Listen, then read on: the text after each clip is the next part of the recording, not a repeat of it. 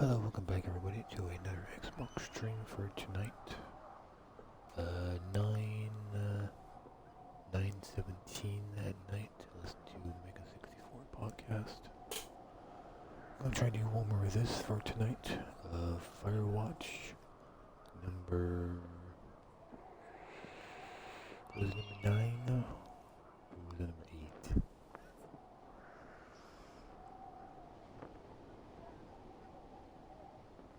Seven, 8, 9.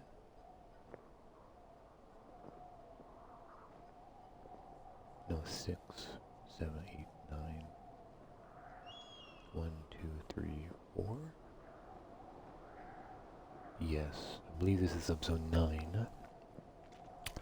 Episode 9 of Firewatch, and number 4 of doing commentary stuff. I believe that's what it's called. Commentary.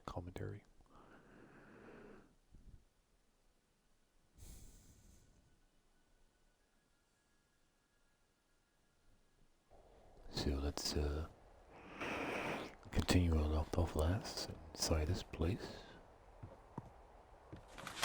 Hello, Chris. Hey, Jake. Good to see you on this I know. commentary. It's been a little while. So earlier in a long time through Firewatch's development, the way that Day 76 used to end was with Delilah just basically freaking out. She and Henry got that call from Goodwin and just basically said, "Oh shit," and it ended on an ambiguous panic.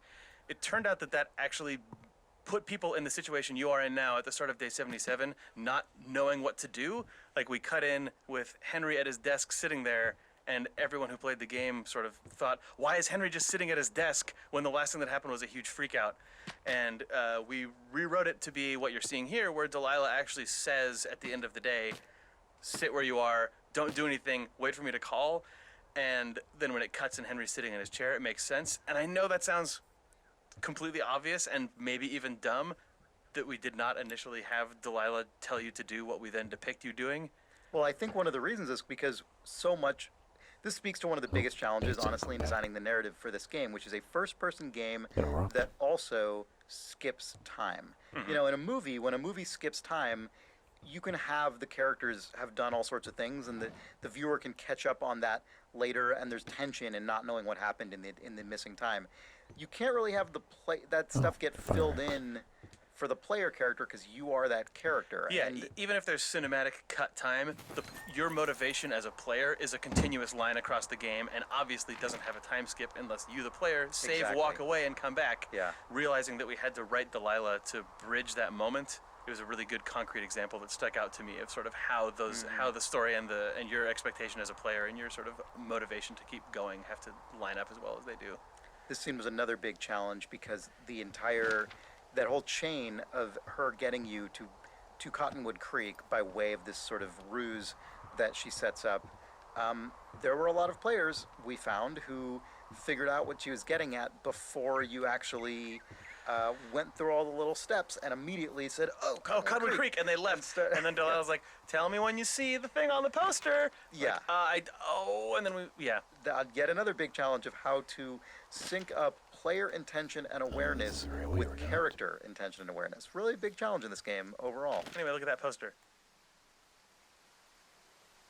I get it. Yeah. Hey, make sure you look at that poster first.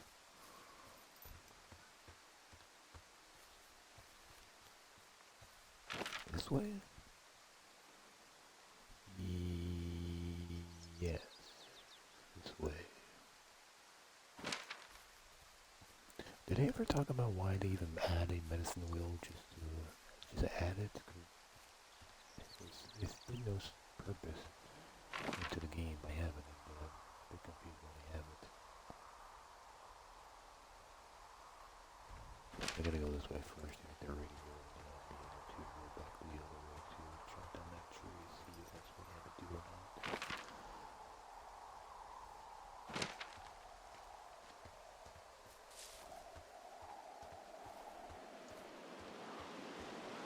I guess that one is never going to show up because it still hasn't showed up yet and they haven't talked about it yet, so I'm confused. Oh, I think the idea that the turtle doesn't keep showing up because I put that cigarette in the water to make it become free. And I guess that's why it's not showing up.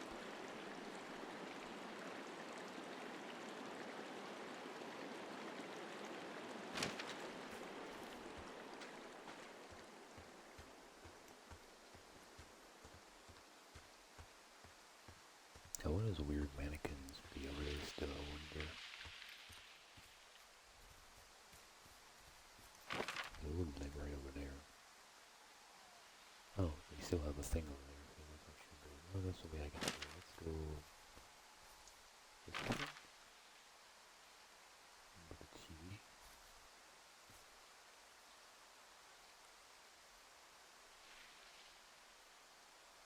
Yeah, pork pawn. Yeah, that's where I don't need to go, so let's see what this is all about. Maybe they might talk about the TV this time. Or maybe it might be working. Oh, it might be always working. What the hell?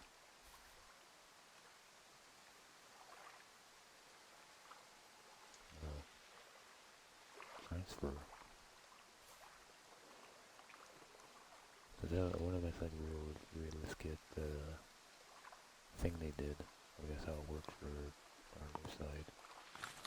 Hello, my name is Cable Sasser. I am the co-founder of a company called Panic here in sunny Portland, Oregon. With me is Stephen Frank. I'm the other co-founder of Panic. And what are we doing here by the snowmobile? Why are we by a snowmobile, Steve? You see, the Snowbro logo on the snowmobile is our one content contribution to the game of Firewatch. Jake asked me to design that logo, and I did. And I think we can safely say this game would not have shipped if it weren't for that logo. That's not true at all. I'm very sorry. Steve, what is Panic? Well, Panic is a company that makes Mac software that we started back in 1997 or so.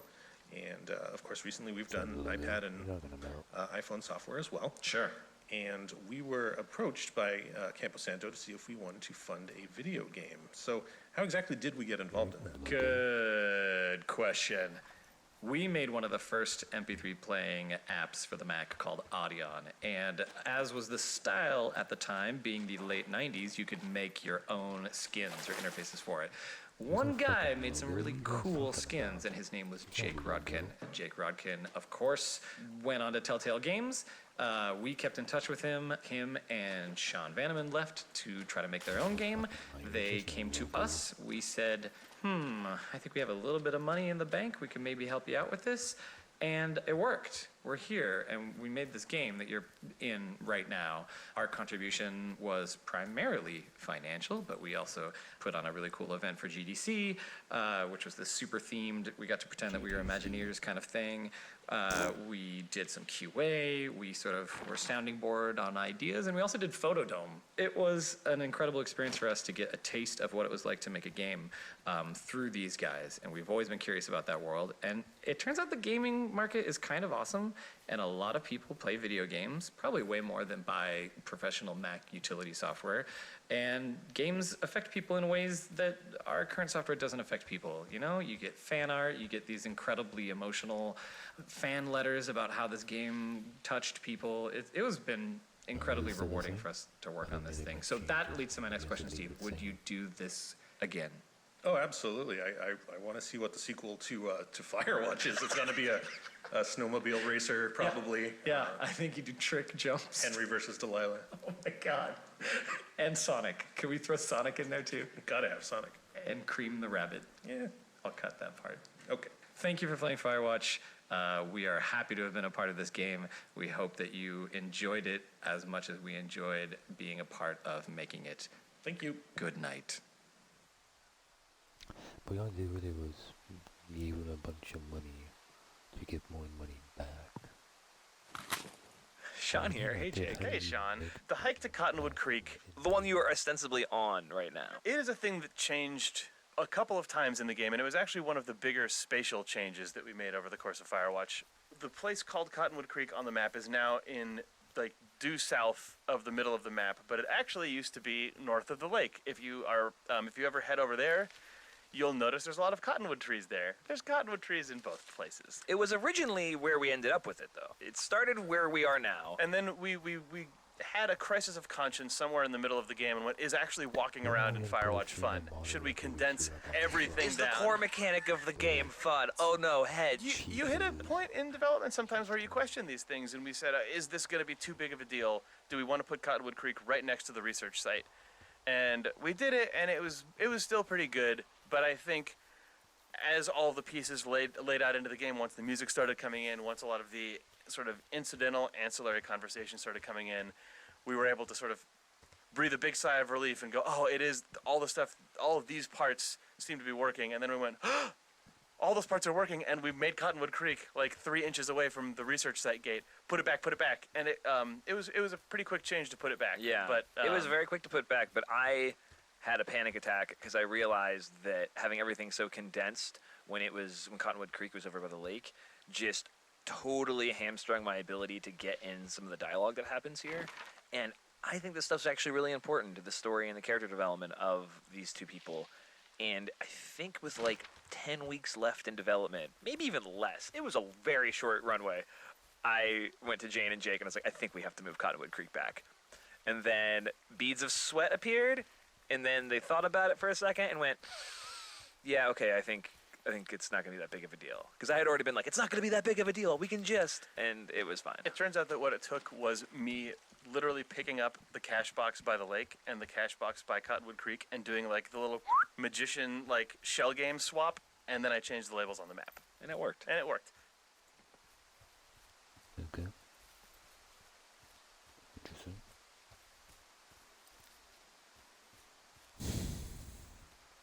That'd be kind of weird to have this part of the map so close to the, I'm here at Cottonwood Creek. You see the cash box there? Must be around here somewhere. It is. Find it and open it. I changed the code. It's 5678. Are you kidding me? I was in a rush. how do you even change? How do you even do that?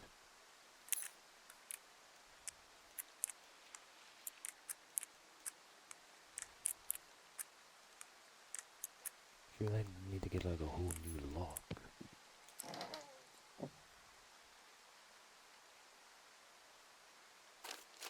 Never did this one before.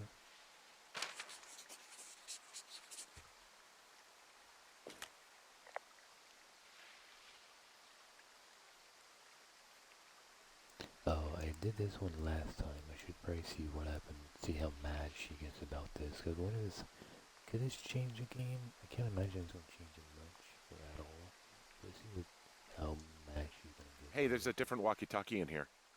God damn it, Henry. Oh, this is what you left me. Yeah, and I was really hoping to keep it a secret. Take it and chuck the other one, then call me.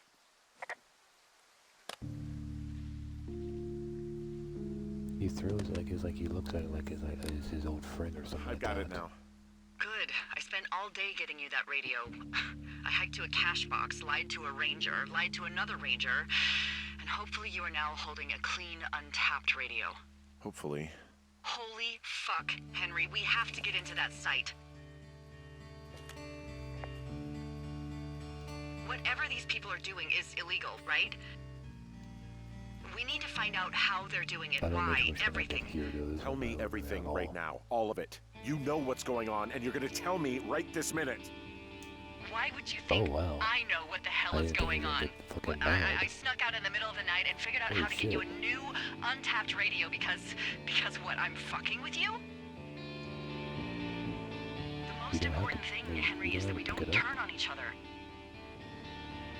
Maybe it's a hidden camera show. Maybe it's just people getting their kicks. Maybe it's... Wow, this is, I didn't know you can just Maybe show like you're accuse working for the her. government, and this whole thing is some sort of a program that you're part of. You're insane. Tell me you're not. Henry, I'm not. I need you to hear me. You and I have a But she thing. does work for the government. This is and real, she's a okay? You and I really person happened. And I know you've was been through so fired. much with Julia. But please, don't spin off into outer space. Something is happening, and it's happening to both of us, okay? Okay. Take a second and then call me back. I'm on your side.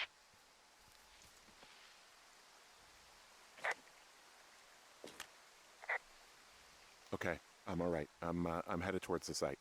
Good. Keep your head up.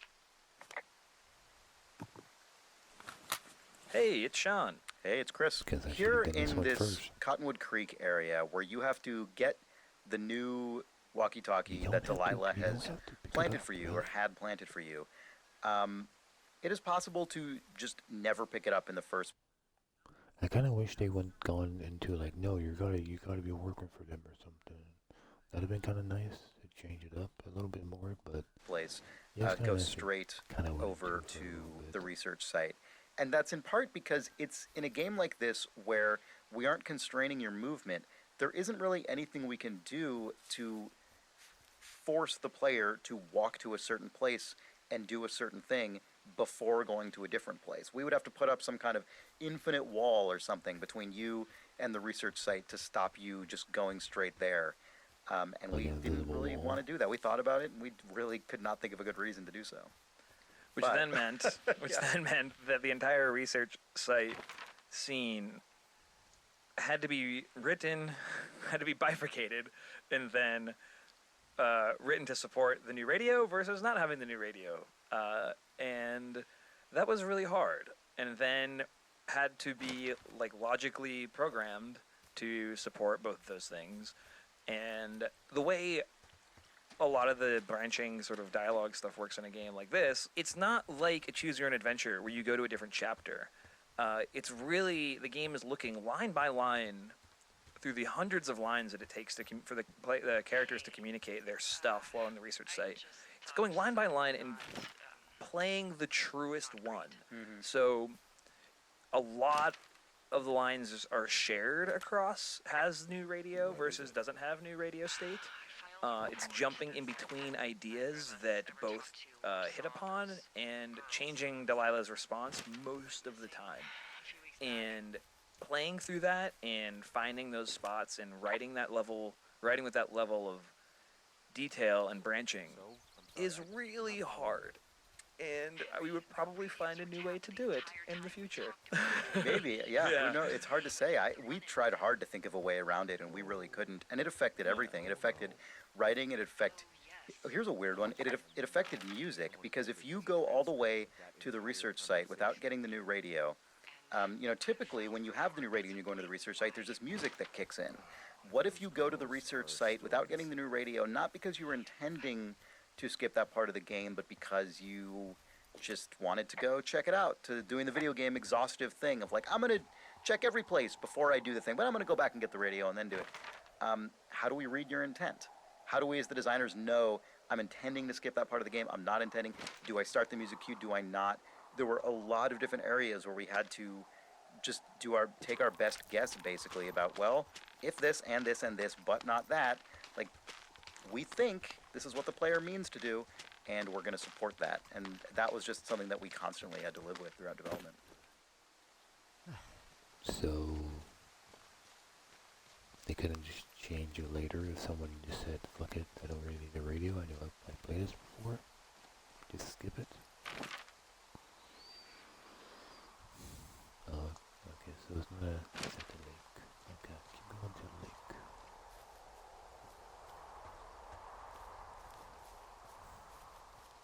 I feel like that's kind of strange, like, you don't need to get the radio, but it's meant to be there for part of the thing and stuff.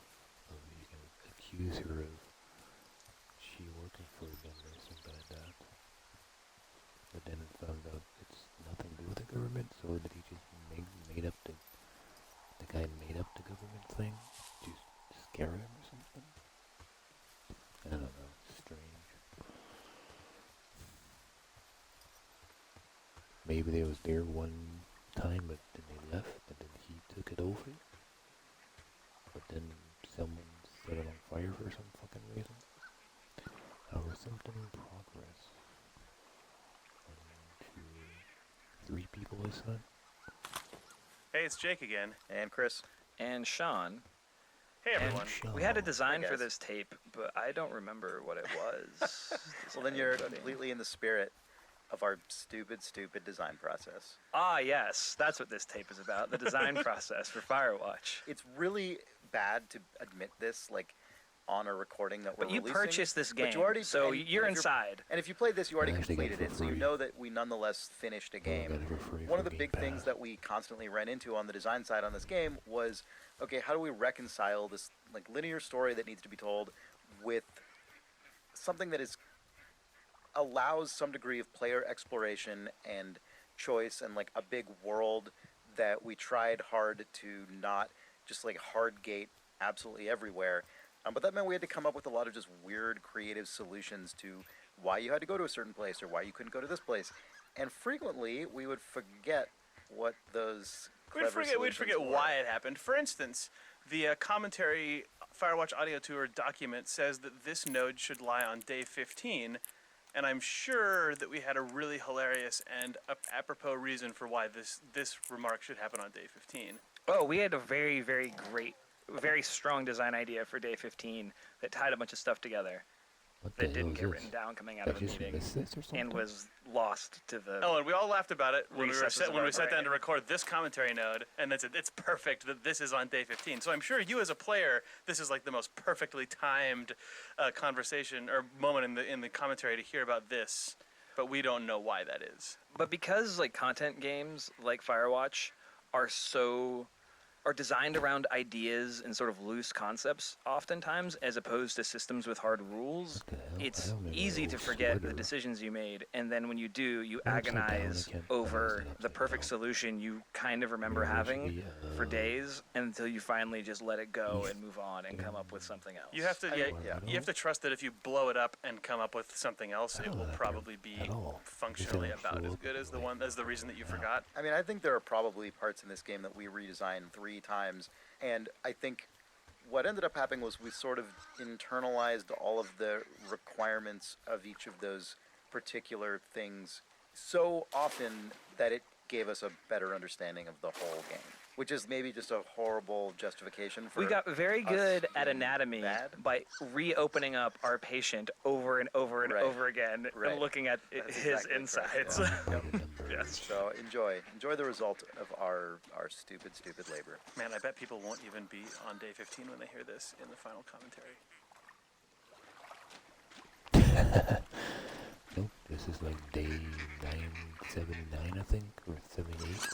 Hi, Jake here. It's Ollie. So I guess we're going to talk about Crime by the Numbers, a crime series. Yeah, I think this came from the desire to make a very video gamey sort of collectible series. That's something that you could collect across the course of the game, and also my desire to just design book covers because I wanted to. Yeah, I think that you did that first. You did a first batch of book covers, and it was Stephen's Room and the Jay Allard self-help Birds book, of and Wyoming Birds of and- Wyoming, and it had Death Strikes at 2, and we all decided as a group in a stupid loud meeting that took up the whole office that it would be hilarious if this was in fact one of like the Sue Crafton alphabet murders or that Or the Dick Francis yeah, horse racing every single one is series. about a jockey Yeah. who is killed. Well, we thought that our idea for a series was somewhat like ridiculous, but then realized that Dick Francis had written over 40 crime stories about horse racing. So Yeah, and it seems like just between office conversations and long walks home from the office, we've came up with all 10 of these, and then you drew them.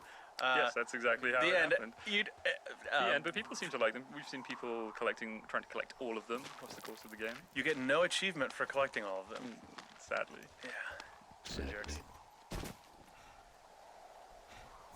Did he say jerks at the end of the audio side? It sounded like he said jerks, or something like that. Maybe it might have been jerks. Yeah, this is like how there's no achievement for doing commentary mode either. That's a strange thing. When I add commentary, there's no achievement.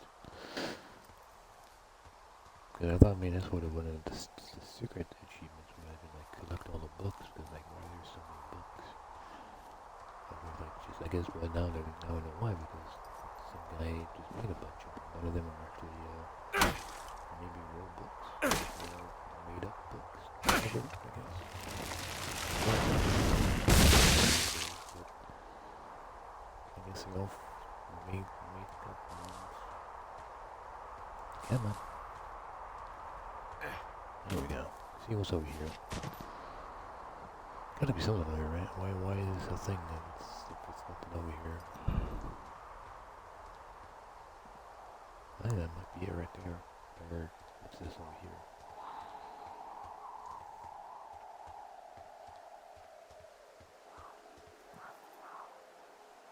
The long jump? Or, oh, for back over there.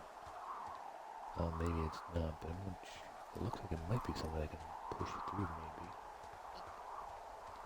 There's gotta be a second reason for this. No, just a bunch of rocks. Okay, so I guess it's not the right way. I thought this was the right way for the little secret path, but it looks like it's not the right one, sadly. That sucks. I already thought that was the right one.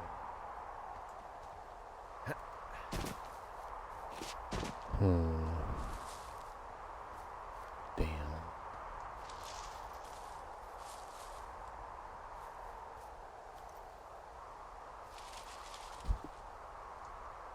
I just thought maybe, well, I guess it's probably in the forest somewhere, so it's probably in the forest. I'm trying to remember from here, after that part happens, when I walk out of here, do I able to get back to my campsite, or does it cut away to the next day? Like, I don't remember what happens at the end of this. It cuts to the next day or something.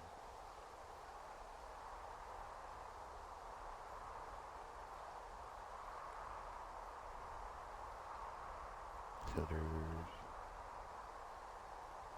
3 left.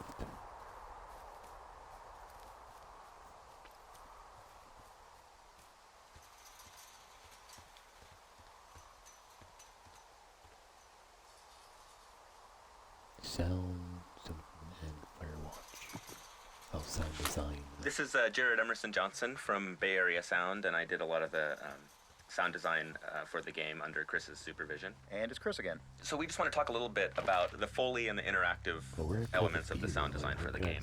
For the most part, I would say like 95% of the time we're recording all of that originally for the game, rather than relying on library sounds and stuff, which, you know, often is the case. Yeah, and we actually started off using a lot more library sounds, and we ended up redoing almost all of those of that implementation because, Jared, I'm curious to know how you felt about this, but I just felt that that stuff was too big and punchy for this game. You know, we were telling a game that was so much about this human scale drama and in some cases ambiguity, and then also just very naturalistic in how the wilderness was presented, that it seemed almost like putting too fine a point on it to have sort of traditionally big and punchy Foley and sound effects behind it.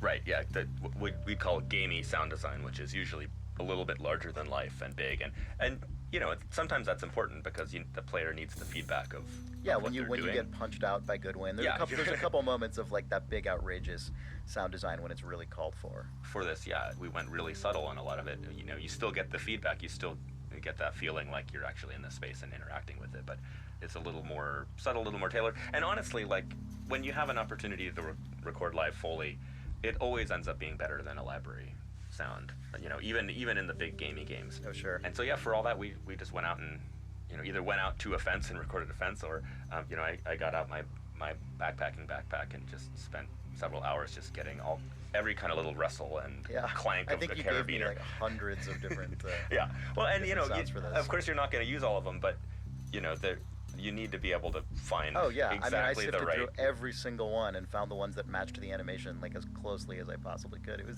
what really mattered to me as I was playing the game and we were talking back and forth was really making it, you know, when you are interacting with something in the game, when you're moving a fence or opening a door, entering a new space, that it really feel like you're there, because so much of the game is just walking around and talking. So when you actually get a chance to pick something up or interact with it, I wanted it to feel kind of special.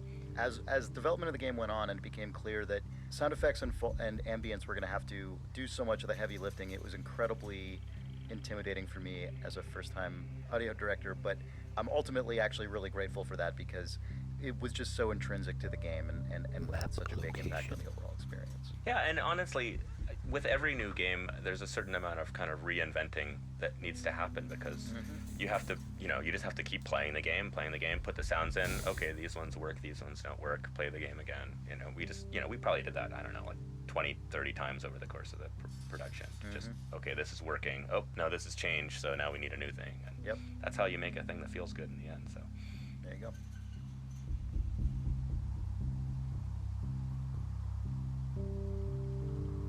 Okay, so it might be close to Hawk's Nest. I guess it was called.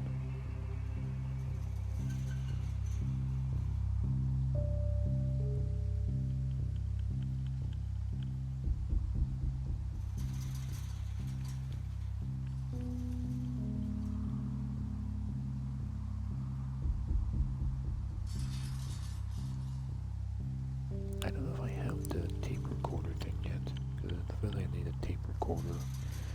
And I don't remember if I get it from the base I'm at right now, or does it happen later on? Did I get it from... I don't think I get it from the boys. A campsite, I don't remember where the fuck I get it at.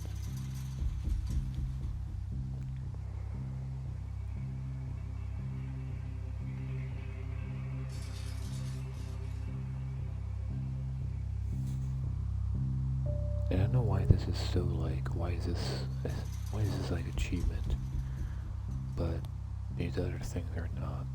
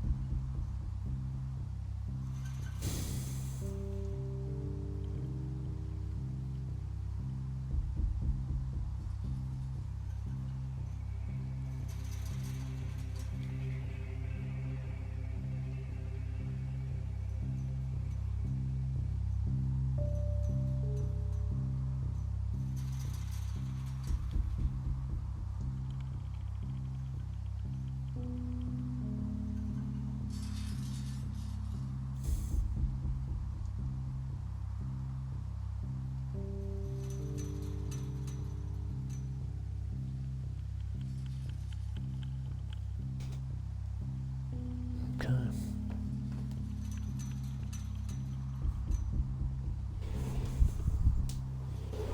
So it turns out it's completely the opposite point of where I'm at right now. Yeah. If I look at the map, I think it's right where that hollow little like badge there. If you see what the hawk rests at, and then on the other side of it, that's where it's at. I wish I could zoom in, but I can't. But yes, so it's right over there. Are these rocks gone now? I'll get back. So if I do it now, would it work now?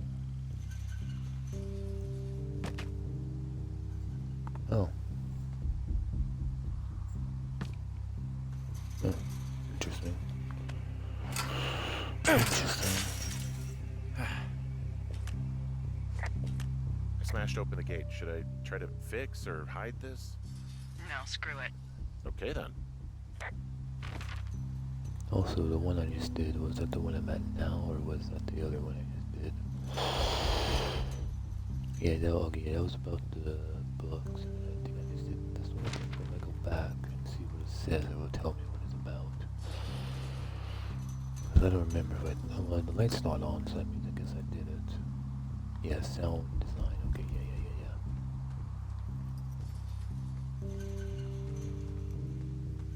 Because really I don't talk about this. I'm not sure what that says, but...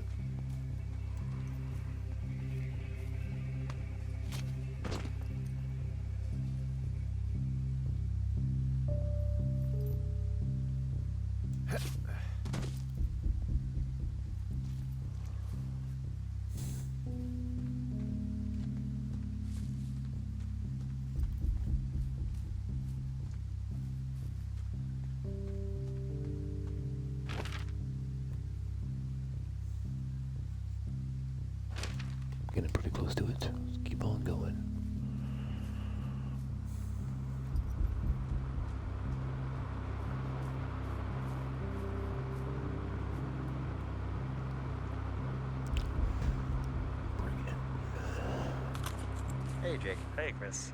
So over the course of Firewatch's development, we, I think, swung back and forth pretty wildly in terms of how much we wanted to play up the conspiracy part of the story and how explicit we wanted to make Goodwin's involvement and how much we wanted the player to buy into it versus how much we wanted the player to think this was sort of all in Henry's head or played up between Henry and Delilah. And the research site was really the moment in the game where There's definitive proof something is happening, whatever it is. we obviously knew as the developers of the game that the reality of the situation was a little bit sadder and more mundane. I think we kind of wanted there to be this big moment that suggests, oh, maybe this is something really huge. Yeah, I think it's we funny. got carried away a little bit. Yeah, I think arguably. we arguably / probably did. And thinking back to it now, the reason that the typed reports came into the story at all, as you said about the pendulum going back and forth, I think we didn't like the story being 100% ambiguous. I don't know if we knew that we could support a world where Henry and the player and Delilah 100% construct a reality that doesn't have a single shred of proof, and we're like, okay, well, we got excited about maybe it's the 70s conspiracy moment of like, you're in a room full of whirring machines. I think we on the team kind of hyped ourselves up in the same way Henry and Delilah do. I mean, I remember when I first the first draft of the music that you're hearing right now, I showed it to you only, I think, because I felt too stupid to show it to anyone else because I'm like, this is so ridiculous. We can't put this in our game. Well, the one with and you were like, oh, maybe we should put it in our game. I don't know. Henry's going nuts. Everyone's going nuts. It's true. We're all going nuts. Maybe it could have been pulled back a little bit on all fronts from what you're observing right now, but maybe it's the best. Maybe it's for the best. Could be. Okay. Hi, this is Jane. I'm back again, and now I'm here with... Will Nunes. I was a prop artist. And this is one of the few areas in Firewatch where it's not just about trees and rocks. So we wanted to make sure that this area feels very man-made and that is spooky and is ambiguous. Like, the goal here is that you're gonna get here and you're not quite sure if this is like a surveillance operation or if it's scientific, and that's kind of what I told Will when we were trying to make a lot of props, and Will was really great about it. And I was just like, hey Will, can you please just make a bunch of boring scientific equipment? Yeah, I mean, we were actually just looking up a lot of stuff like, stuff that monitored, thermal energy and stuff like that, like very, very standard kind of scientific equipment, but arranged in kind of a sense that made it look kind of a little more eerie and a little more cluttered and haphazard and not really definable from someone that didn't really understand what this equipment was. Yeah, I think if you actually look up each prop, that they actually are real, like, equipment, right? Yes, I used reference from the late 80s for all this equipment. They're all real equipment that people use to, monitor the wind or environment, stuff like that. Is there like a favorite piece of prop in this tent, Will? I would say the equipment. Just it's really simple, but I had a lot of fun making it and kind of seeing the layout and kind of trying to convey this kind of eerie looking equipment, doing something you're not quite sure what it's about, ambiguously, technical, and seeing where I could take it and seeing kind of, with the colors and the mood and how that would all fit together and how to set that scene right. So I can probably something pick up over here.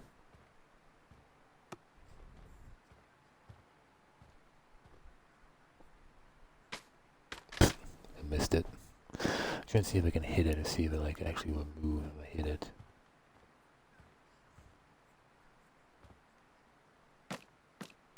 Oh yeah, okay, there you go. What if I just pick up the item? Can I just pick up the item and leave?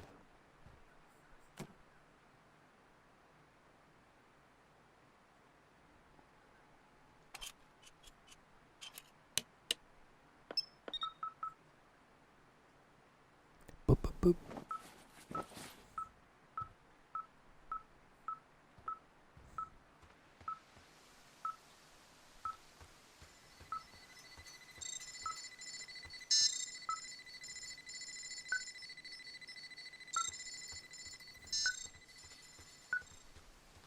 Oh, sure, that's it. It's over here on the desk.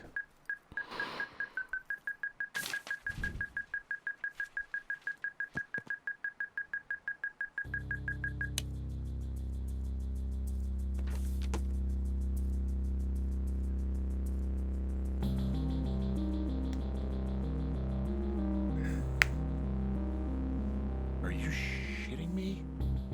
What? What is it? There's a Sometimes you folder of like- reports here. What do they say? They're assessments about the two of us. There's stuff in here about Julia. Like what? Stuff I didn't tell you. This is... What does it say about me? You said there was one about me. And it looks like they've been following me around. What I do when I'm out hiking? Jesus. Henry, do you hear me? It says that you and your boyfriend are still together. What? We're not. They're messing with us. Yeah, okay. They Whoa, are. How do they holy even know shit. who he is? How What the the hell fuck? does this... I'm so sick of letting these people do this to us. We should just burn the place Well, we down. fucked up toilets, holy shit. Think about it. Worst case scenario, Yeah, fuck them. they'll dump an ocean of water on it, and these assholes will spend the rest of the summer picking up the pieces. We get to finish out our contracts. Hell, we'll even call in the fire. Yeah, okay. You don't sound too excited about that. I'm not. Look, worst case scenario,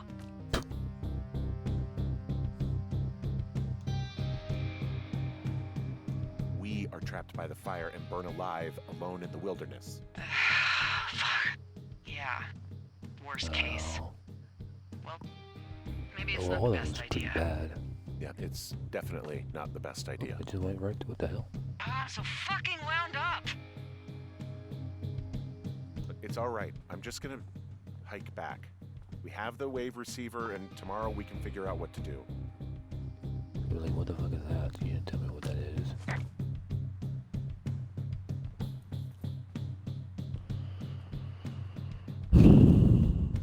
It's all canned foods.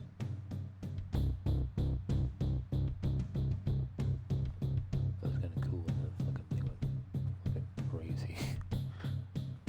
I was not expecting something like that.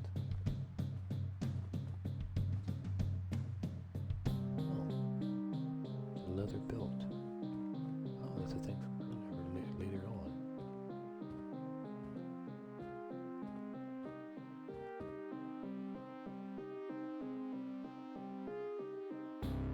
That was kind of cool. They like hit it and make it fall off fucking crazy. I wish I did like walk faster just to like see if it like glitch during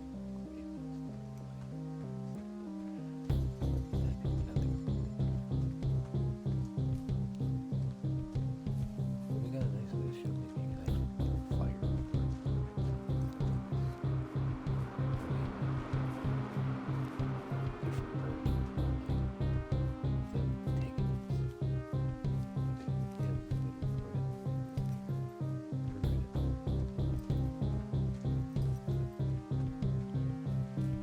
Like I guess even with them switching the radio, this seems to be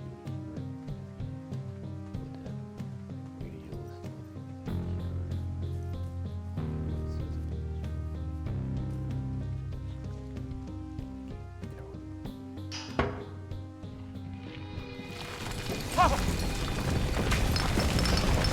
Whoa! Oh, shit! How the hell did that happen so goddamn quick? Henry? I think there is smoke coming from north of Jonesy Lake. That is suspiciously close to where you just were. Do you see it? Jesus, okay, yeah, I see it. What the hell happened to you? It's definitely not the best idea. It wasn't me. What do you mean you tell me to What do burn we on do? fire? We ignore it, obviously. If they come to put water on it, then we know the Forest Service is connected somehow. Person who did it is still out there right now, Henry. We're talking about people watching us out here who are now burning the forest and everything in it around us. I don't know what to do about that.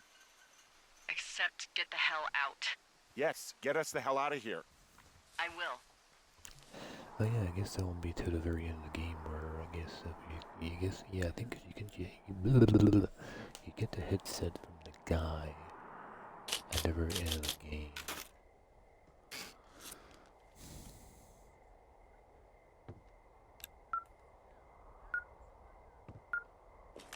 This receiver just picked something up.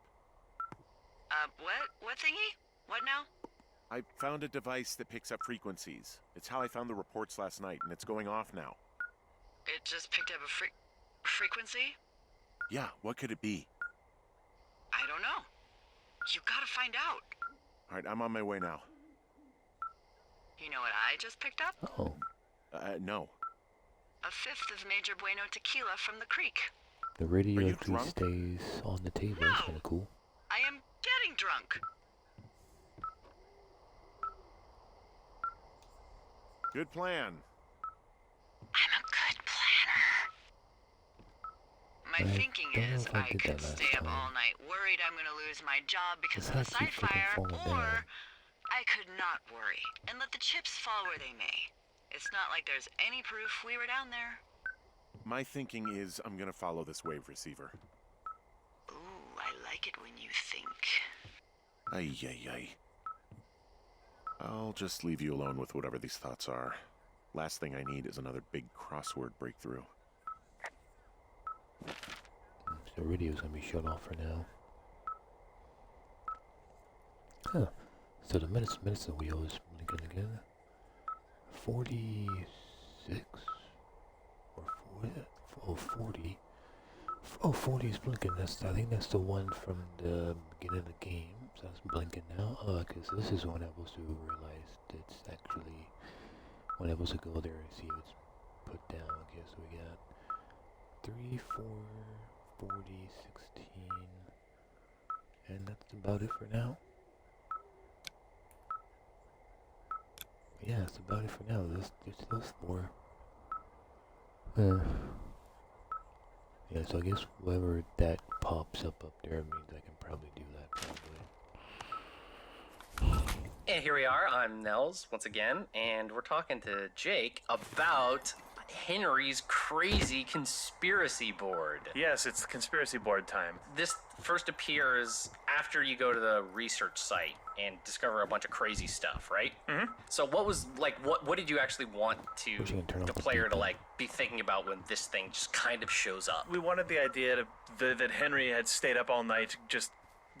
When you get to the research site and you start feeling like maybe this conspiracy exists, when you think maybe there is a conspiracy, we wanted to take all of the pickups that you'd sort of been idly grabbing throughout the game, all the sort of documents and notes, and then putting them up on the board, like as if Henry stayed up all night trying to find connections between things. There are very few, but we wanted to sort of represent to the player all the stuff that you have been doing, and now that you know that there is in fact someone out there listening to you and watching you, do you want to reassess all the things you've been picking up in a new light? Also, it just gives a nice aesthetic change to the tower, right? It just fills it fills the room up with a bunch of garbage and makes Henry look like maybe he's going a little nuts. Early in the game, we kind of had this, like, way when we were, like, barely past prototyping, we kind of had this notion that you'd find stuff out in the world and you could basically pick up and keep, like, almost anything. Mm-hmm. And then all this stuff you found would have this, like, home in your tower. And we kind of, like, for a variety of reasons, kind of carved back on that idea a little bit, but it ended up instead kind of becoming this, right? Yeah, because the only thing you can really reliably keep in Firewatch in the shipping version and that has a UI associated with it is notes and documentation. Like, those go into the notes screen, you can read them there, and then it seemed like having all of that stuff sort of barf back out of the inventory into the world all at once when your perspective on the story changes was a cool way to handle that. It was also a way to remind people of all of the things that were out in the world that they had found, like to remind them of missing people flyers, to remind them that they'd found a little bit of stuff from the Goodwins, to remind them about Ron and Dave and about the research site. Like, you could always, at the start of days, at the end of the game, go and refer to all of the written sort of evidence that the story had left behind so far. Yeah, not only does a whole bunch of stuff that you optionally pick up show up here, but even after the board shows up the first time, still things that you find on the night of day 77 and day 78 also get added in here. So it even continues to get bigger as the days move on, even after it first shows up, right? Yep. And then he goes home and is sad. Yeah, sad. Hey, Sean. Hey, Chris. So I love this little bit of writing and acting here where Delilah is drunk. I It's too adorable. love it now. I love it now. Yeah. There was a big rewrite at one point. This scene was originally Delilah was just sort of in like hunker down mode. Don't go outside. We're gonna let all this blow over. And that's exactly what we don't want you to do. And you have a good relationship with her. At least you have some warmth to her, perhaps. And it just didn't really work as written and as recorded. So just sort of had the idea, got to the point where it's like, well, I want to change that. And the first idea was, and she's drunk. And I'd always thought that Delilah probably overindulged. I don't think she's an alcoholic or anything. Sure. But neither is Henry. But they both drink and have, probably had drunken nights that they really, really regret. Being able to bring that into the game just felt completely correct. But then recording it was so tough. Sissy Jones landed in just a perfect place. But when you write, your character is drunk, you get a lot of you get a lot of hiccupy, hobo. And we just sort of, you sit down and you just take 5 and you talk about it and you just kind of go get her drunk. Yeah, get her loaded and go on. No, we spent probably a good half an hour, maybe an hour, just coming at the drunk lines from different angles. Yeah. And then, it snaps in your headphones in real time in a way that then produces the feeling that you're talking about, Chris, which is like, oh, I love this.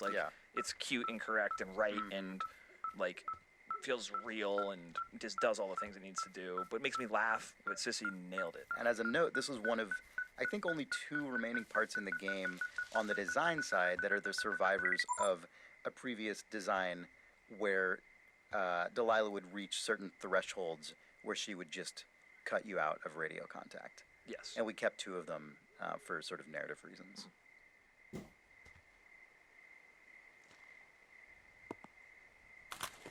Nels, it's the spooky nighttime scene. So spooky. Impossibly spooky. Coming up with this scene was funny because the bag that is in the little grove here is known, I think, definitely internally, I don't know if this is in the game, but as the bug out bag. Oh, it is definitely the bug out bag. This is what actual hardcore survivalists call their, oh man, if the nukes hit New York City, I can grab my 2 bug out bags. They're in my closet, throw them in the back of my pickup, and drive immediately within 12 minutes of the air raid siren or whatever. Yeah, and it's funny because we wanted it to tell a really sort of a nuanced story that didn't hit you over the head with exposition. Yes. And I think the bug out bag is probably a little confusing. It might have been a bit too nuanced. It's definitely confusing upon first discovery. This is Ned Goodwin's bug out bag, yes. Which is the heat's getting too close. I've gone too deep. This Henry and Delilah charade, and I'm gonna have to leave really soon. Yeah. So if Henry gets too close, I'm just rappelling down, scurrying over to get this bag, and I'm out. Yep. And I might as well wire it to a battery for the effort, so if it gets discovered, I know that it's gone. Exactly. I don't get led into a trap. And this is things that, actual, weirdo hermit people that live in the woods. This is actually a thing that they'll have. They'll have, their main campsite. But then, if their main campsite is discovered, they have, another second supply cache where they can just grab their stuff and disappear. And it just happened to be that Goodwin, for sentimental or other reasons, was keeping the key to the cave on this backpack. He didn't in any way leave it for Henry intentionally. It just happened to be that the weird electronics on it also got picked up by the wave receiver, and then what was meant to be Goodwin's safety net backup thing is actually what is his ultimate undoing. Yeah, and there's an article in a GQ magazine that I think you'll probably be talking about later, Nels, written by a reporter named Michael Finkel about this hermit who lived in Maine. Christopher Thomas Knight. It's a wonderful, wonderful long read. You can find it online. Again, it's GQ magazine, and I plumbed this thing for inspiration for Goodwin and how he would set up his camp and what he would do if he thought he was going to get caught. And it was an idea that I know went into my notebook upon reading this article. It's really great, and it's really wonderful reporting from Michael Finkel. Oh, again, they cut him off. We had a safe space, guys. We cut off to 3 seconds. Or maybe they just not allowed to say his name, maybe, or something like that. But that's completely different than what I thought. What this was supposed to be. keep thinking it's gonna explode, but it's not gonna explode. I thought what it was this was him trapping him for he knows where I am at in the map where he could be in on top of the. Oh no, he gives you the thing now. Actually, he gives you the thing now, and then he leaves because then he knows where to go up there to give you the CD player and stuff or tape player. So I always took it as he put this here as a trap for he knows where you're at. Because as soon as you pick it up, you won't know to hit it immediately. So that thing goes up and, oh, okay, he's over there. Let's plant this thing and get the fuck out of here and stuff. Type of thing. That's what I always took it as. Not that this was out here for his get the fuck out of here type of thing if things get too bad. I always thought it was him put it there for. What are you doing over there? D, I found some sort of supply bag, light camping gear, some clothes, basics, but it was alarmed. I think that's what was making the receiver go haywire. You're okay? It's not a trap or anything? Yeah, I'm fine, but there's, See, I thought there's that's also why a set of she's keys here. I thought it was a And trap. I don't know why they'd be hidden out here. They say Shoshone National Forest, Cave 452. Is that the one in the canyon? Yeah, it is. Who the hell took them? And what the hell is in that cave? Okay, let's just think. Says the woman with a half a bottle of tequila in her belly. Maybe they're panicking and we're preparing to beat it. The fire has them spooked, and we have new walkie-talkies, so we have the upper hand. Yeah, well, it's hard to feel like you have the upper hand when you're standing in the dark in the middle of the woods. Oh. Well, you're back in your tower. Maybe you need a drink, too. I'm not in my tower. I am looking at a man standing in your lookout. And it's not you? It is not me. Oh my god, go. I'm going. Before I continue, I feel like I might go take a pee break, so I'm gonna try to take a pee break. If I can get my tablet to, oh, there we go. I'll be right back.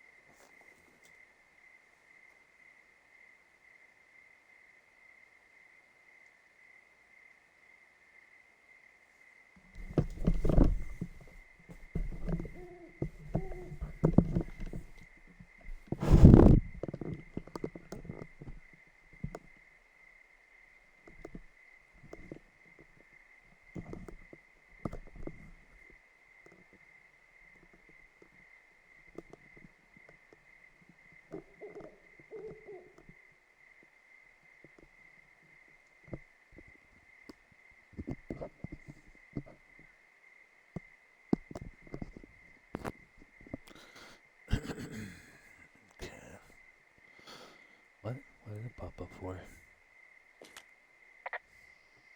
Hey, I got turned around. Is that person still there? No, he's gone. I'll call you when I get back. Hi there, it's Jake. I'm talking with Nels, and we are going to get into the wave receiver. I believe it is the Anderson wave receiver, in fact. Oh, absolutely, Anderson brand. Do you remember even where the wave receiver came from in Firewatch? I'm going to back up because I know where the wave receiver actually came from, which is in the game Far Cry 2. You can hunt for diamonds using a little beepy handheld device that works basically like the wave receiver. Correct. But I can't remember what made Far us Cry. think that it was right for this game. So it was primarily a functional thing where we realized that a lot of the kind of A to B to C structure of the game was basically Delilah was saying, hey, Henry, you should go here. Oh, you're there. Now you should go here. And we wanted to have some other object element thing. Yep, a thing that could lead you somewhere, but neither Henry or Delilah would know where you're going. Yeah, and then it was like, oh, well, what about that diamond thing from Far Cry 2?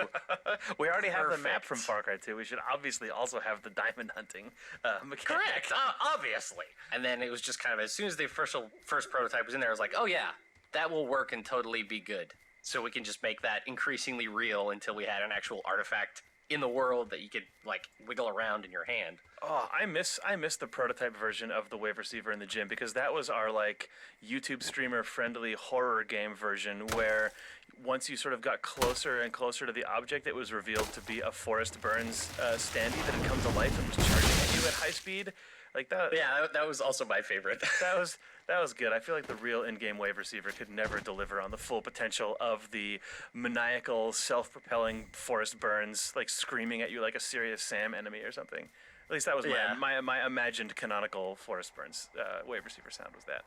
That is actually exactly what it was. I took that sound off of Oh, good. It was from that. Serious Sam and put it in. Oh yeah. Okay. Well, yeah. So that's how we got a wave receiver. Okay, so it's from a different game. Left a cassette player taped to my damn door.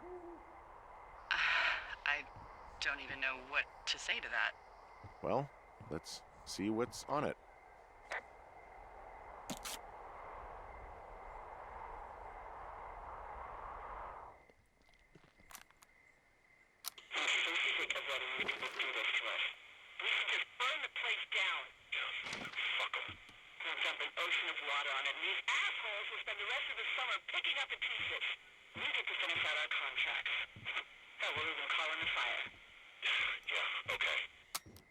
What is stuck on? It's a tape of us talking down at the site. It sounds like it was recorded from somewhere nearby. Oh, Jesus. Yeah, and it sounds like we were the ones who burned it down, and that it was your idea. No. We are screwed. No! No. Dee, just don't freak out, okay? Don't freak out. Oh my god, what the fuck is happening, Henry? Oh, I think it just tell me the thing too from earlier about the telling there's no guy here. But we know there's no guy because she said there's no guy. I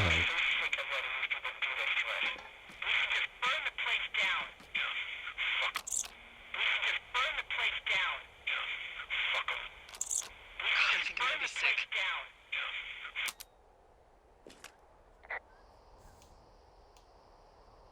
So your little bender isn't looking Oh, like nope, such a that's good what I idea. did last by time the light too, of was the new day. Hangover. God damn it, that was the same one from last time. It isn't, but that's not it.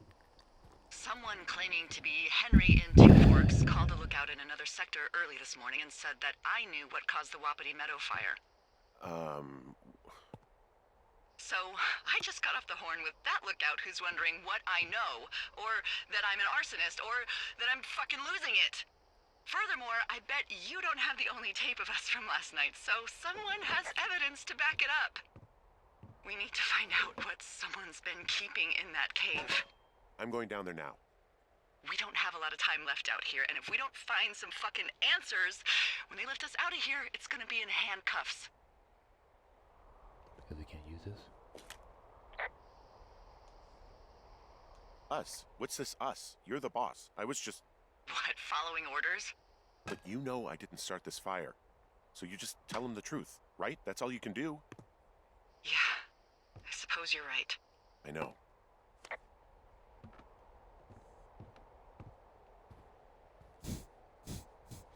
I actually immediately try to throw her under the bus. Okay, I guess I can't hit it.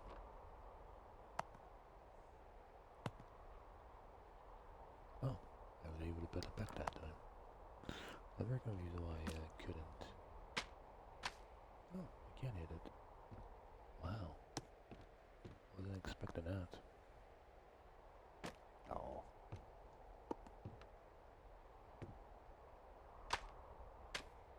I don't think it's gonna flip out. I feel like this is too heavy to flip out.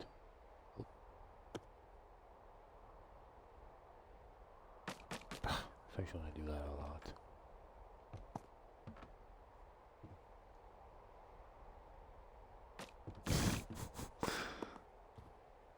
Why am I so good at just barely missing it?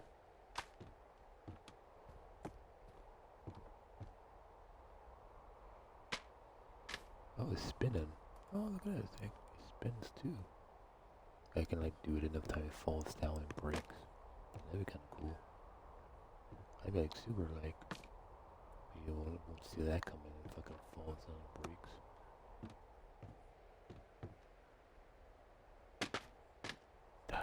Okay, let's see what this is all about.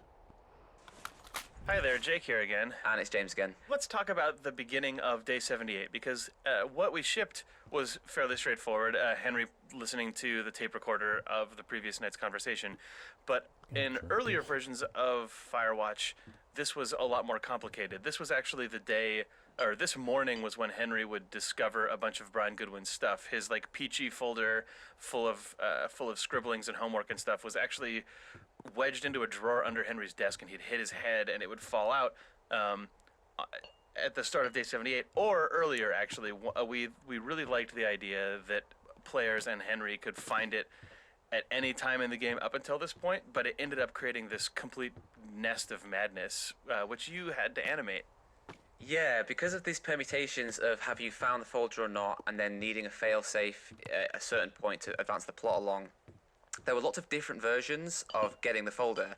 And it was very complicated as well because we were tying it into things like getting the cave key at the same time as getting the folder. And the animation itself ended up being like pouring through tons of documents because it was like a postcard and his homework and like physically opening this thing, which ended up being a little bit silly because you realize we've already built systems whereby you can pick objects up and inspect them. So why are we forcing like 4 of those in a row in a cutscene?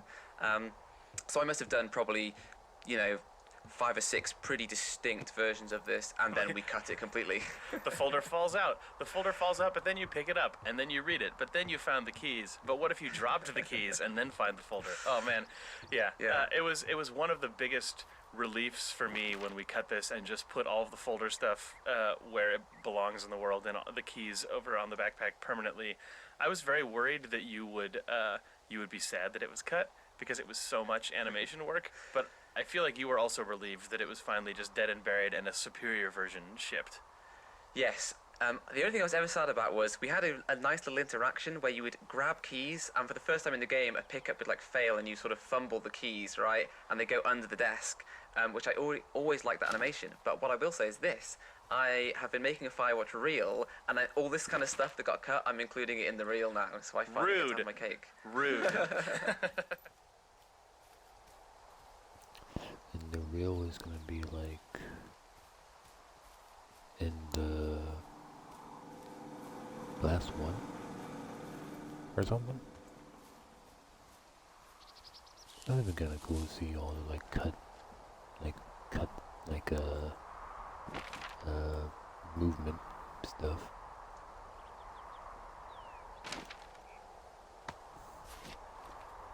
Oh wait, did I miss one yesterday?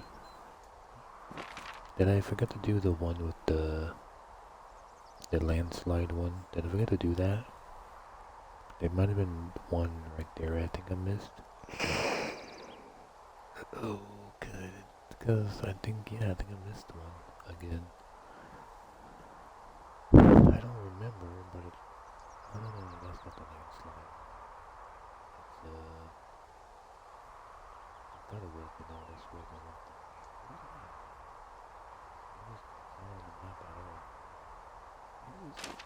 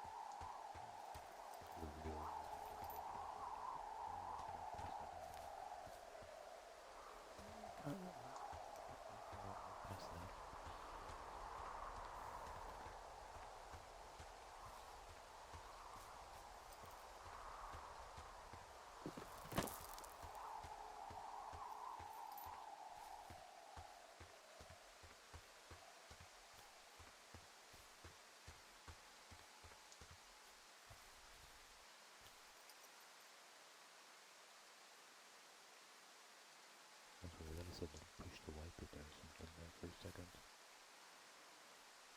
Yeah, it is 13. Oh yeah, I guess there's two 13s. Maybe there's a different one of the pictures of 13 somewhere else. Where did they two? Where did they two 13s?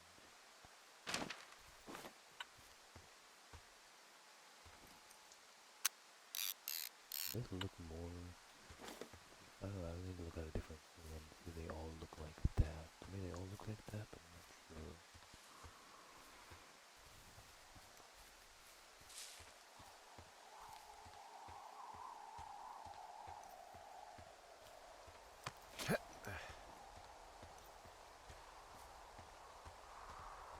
Because one of us like a secret one that's not going to appear, and you supposed to go there every single day until it shows up.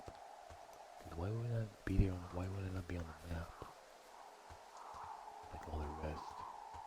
Maybe that's just the song one, and maybe it. I don't know.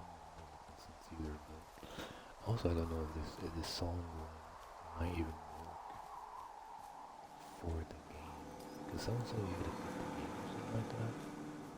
So I'm wondering, like, maybe when you pick it up, you don't actually listen to it right there and then. Maybe you gotta go to the, like, actually finish the game and then during the credits, they have like a little bonus song maybe or something like that. 2 copyright music instead of 1 copyright music. Oh boy, that's not gonna be fun.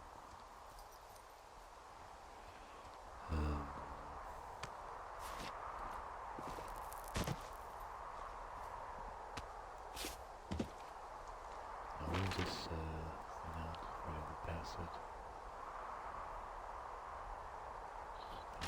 It might be inside a cave. I don't think it's inside the cave, I'm not sure.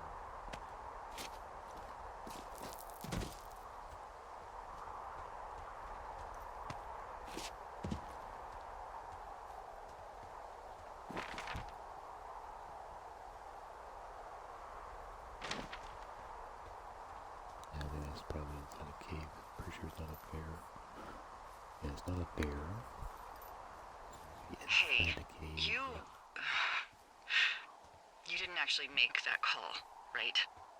To the other lookout? It just stuck in my craw. I let myself imagine how fucked I would be if you'd been lying to me. But now that I asked, I kind of just wish I hadn't. Well, I did accuse you too, so... I don't even know how to call anyone other than you. And please, rest assured, I would have found someone with a better sense of humor a long time ago. Okay. Thanks. Yeah, that's the one I wanted to play the first time.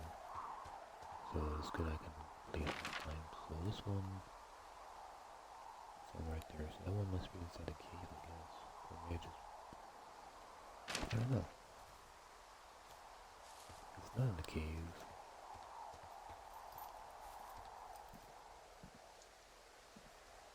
You just keep going. Maybe it's inside a cave. I want to make sure before I go into the cave, because this one is pretty. It's quite a long lane. We're gonna go into the cave and go outside the cave and then pick something up and go back into the cave. So not this one either. Keep pushing all the wrong buttons. It's not that one either. That one must be above the cave. Maybe, I'm not sure though. Even if I miss it again, I'll be able to, go around it and come back out and stuff like that. So there's probably no reason to go this one. I can do that now, but I guess because again I can go that way and then go up there and then head that way, go up a little bit, go to the left. So I don't need to do that right now. I can do that after I get the little spikes thing the one guy plays. Let's just go inside. I do have the key. Oh yeah, I have the keys. I don't know why it's not a thing where like to say, oh, if you hit the door enough times, the little wooden thing falls down. But it's not on. I feel like this would be the one that says, hey, if you hit the door enough, you hit the door enough. Never mind, this one right here. Maybe this one talks about it. Being alone in the cave. Something I like that came on a little later in development that you did, Nels, here is we are without the radio, and I like how that feels across like the broad swath of the game. I think it's really cool to not just be alone. But there are these sort of reflexive Henry comments to himself based on things you're looking at, and the way those are tuned throughout here are really nice. Player, I don't know if you've seen this, but when you're walking sort of in the upper level of the cave, you can look down and to the right and you can see Brian Goodwin's shoe. And when you sort of like zoom in on that, Henry will just call out to someone if it is someone down there, someone in the cave. And Nell sort of like concocted that and put them all in the game, and we wrote some lines that worked for it, and they're not all over the place, but I really like the way it made the cave feel. Yeah, it's actually kind of one of my favorite moments in the game in terms of Henry's monologue too, because we conceivably, even though Delilah can't hear you, like we could have hooked up the same normal radio interaction to where it'd be like you can make these dialogue choices and Henry just either monologues to himself or like talks into the radio, even though we know Delilah can't hear him.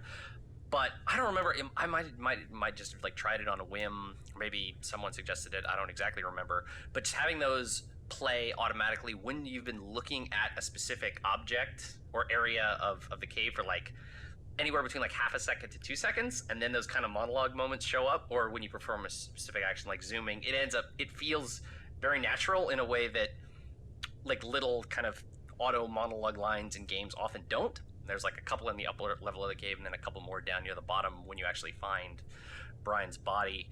It was kind of a bummer that they came online so late and there aren't any other spots in the game where Henry doesn't have access to the radio, because I actually would have loved to have a few more of these in the game somewhere as well. You're always thinking about like what design tools do I have to like change the pace or make you feel something different. And I don't think we realized they were a club we had in our bag until we'd sort of like laid the whole game before us, and we went like, oh, yeah. We really like these. Oh, I know. And Rich did such a good job performing them. It was just, yeah, they really work for me in the game. Yeah, they're quite good. Delilah, someone locked me in the cave. Is this thing working? Delilah, send someone to the cave, please! Can't get any damn reception.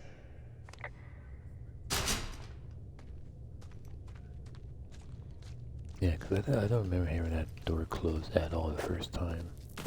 Jesus, this is a big cave.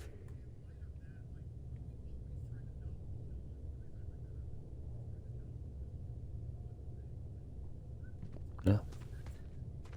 Nothing happened.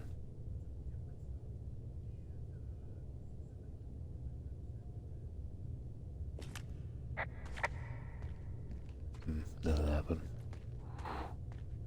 Oh yeah, see? Yeah. No, I think that's the only one that is just like that.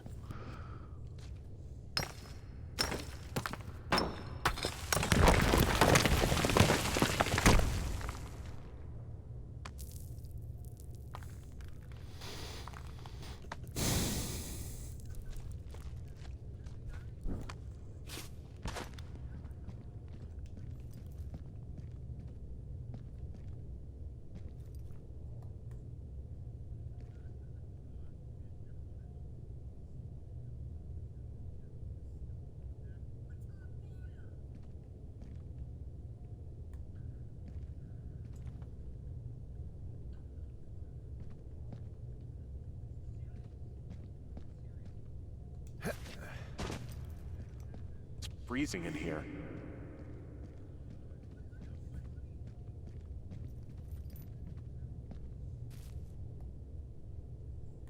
Is anybody down there?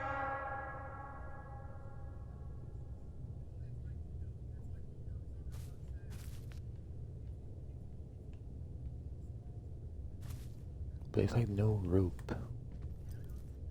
If it was like if that's what he actually died, there'd be some kind of rope. Like hanging on somewhere, but there's no rope. So maybe that's not where he originally died.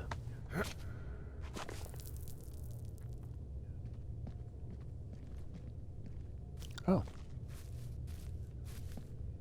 Interesting place to put one in here. Is this the one I was looking at? No, this is a different one. So the one, oh, that could be further down. Okay, yeah, that might be further down then. Building a cave. Something interior. Hi, it's Jane again, here with... Me, Jake. Hi. So the way we work usually is that Jake will do a lot of the level design with gray boxing, and the cave is no different. That's true. The cave is no different in that regard, but it is different in that it's ridiculous. Like the cave, Firewatch usually, when you're building it, you only have to worry about the floor, whereas the cave is a completely contained area. Like it's it's a cave. And I really wanted to take advantage of that, perhaps to an excessive degree. Like I really wanted the cave to feel like this snaking labyrinth that wove in and out of itself, and that you could see areas you were going to get to later from places you weren't at yet and stuff. But I had no idea if it would actually be allowed to exist inside of the rules of Firewatch until I handed it to you. Well, the interesting thing about this cave is that, like, for example, this hole where the shoe is, you can actually see all the way down to where the body is. Yeah, you can't It's quite all see the body interconnected, because you can't lean far enough in. But but the spaces all are actually connected in a way that makes sense. The cave is also actually exceptional in that I think it's the only place in Firewatch where we cheat space. Yes. There's a couple places in the cave where you drop off a ledge, and in the middle of Henry's drop animation, we just cut the camera and like blink you to another area that's like a few hundred meters farther away. Yeah. Because the cave ended up being so weirdly nested on itself. It ended up being this like compact ball of yarn to the point that it didn't actually get you all the way to Brian's hideout. Yeah, and so like to like make the space make sense while not spending too much time making it, we just decided, hey, I guess by cheating it a little, it's okay. And I don't think people actually notice. It also cuts your travel time down. Like people were spending a long time walking through it in the early version of the Gray Box. Figuring out how to light the cave, because like video game lighting, yes, but you still have to make sure there are spots opening up to the sky so that There's an X down because we there. need to make sure that X Henry can go through this without a flashlight. Right. But it's also nice and dramatic to have those little cracks of sunlight coming through. It looks nice. But like, think about those torches. Yeah, that's true. Spike walls. Or underground lake. How about that? I wish I can put that away, but when I put it away, almost. both Don't of tell them. people about the lake.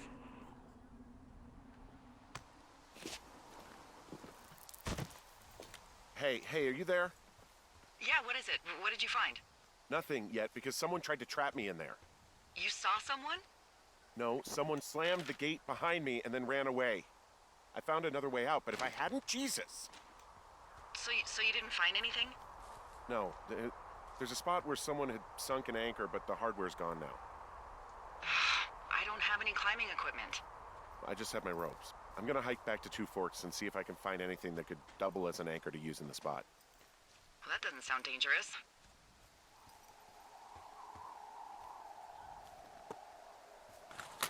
Hey, it's Chris again. Hey, it's Sean. The entire Brian Goodwin saga changed absolutely massively, multiple times, really, over the course of the design and writing Didn't mean process. that. There was actually a previous design revision in which you, as the player, through just various means, to do could that.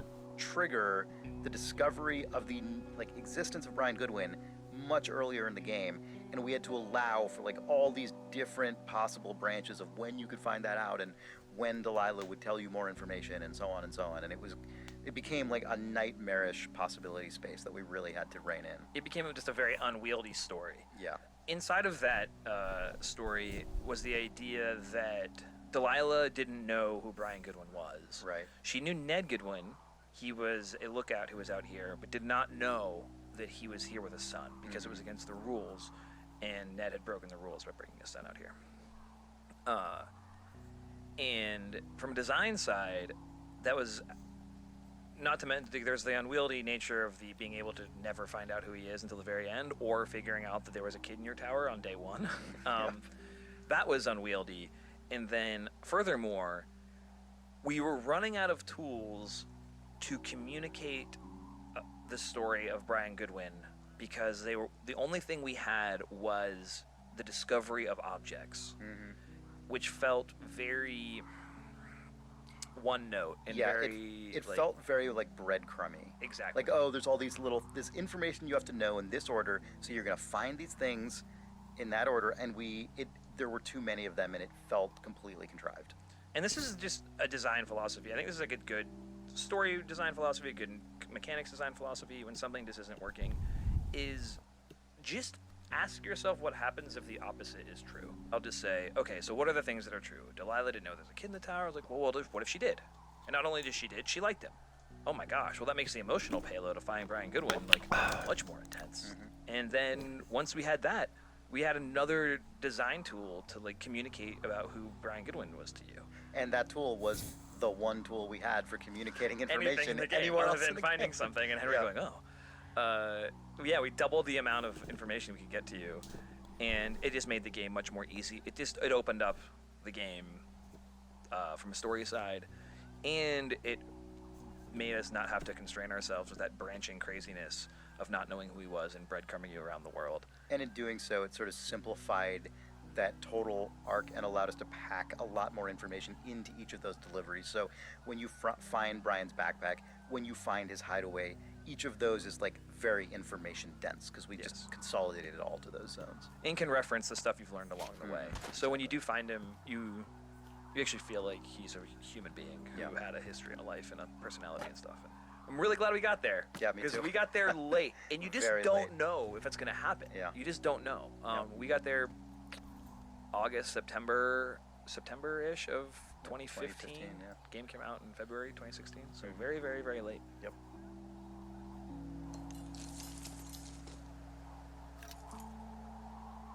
I wonder if I can skip all this dialogue by just picking us up and just leaving, I guess.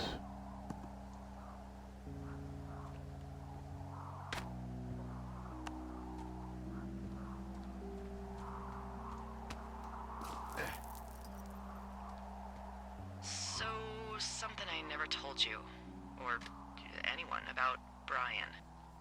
In regards to him being out here, being against the rules. They almost got busted.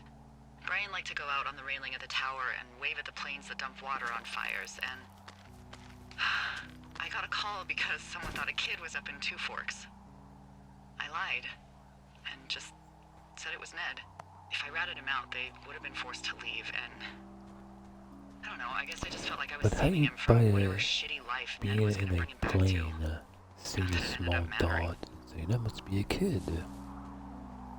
It's just a small dot. Wouldn't it just be a small dot?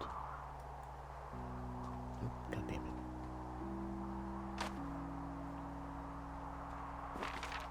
So there's one here. So this is the other one, right? Yeah, this did 32. This one I'm gonna do 33. So I'm guessing 31 is further down. And maybe, whatever 29 or 47 is further down too, I guess.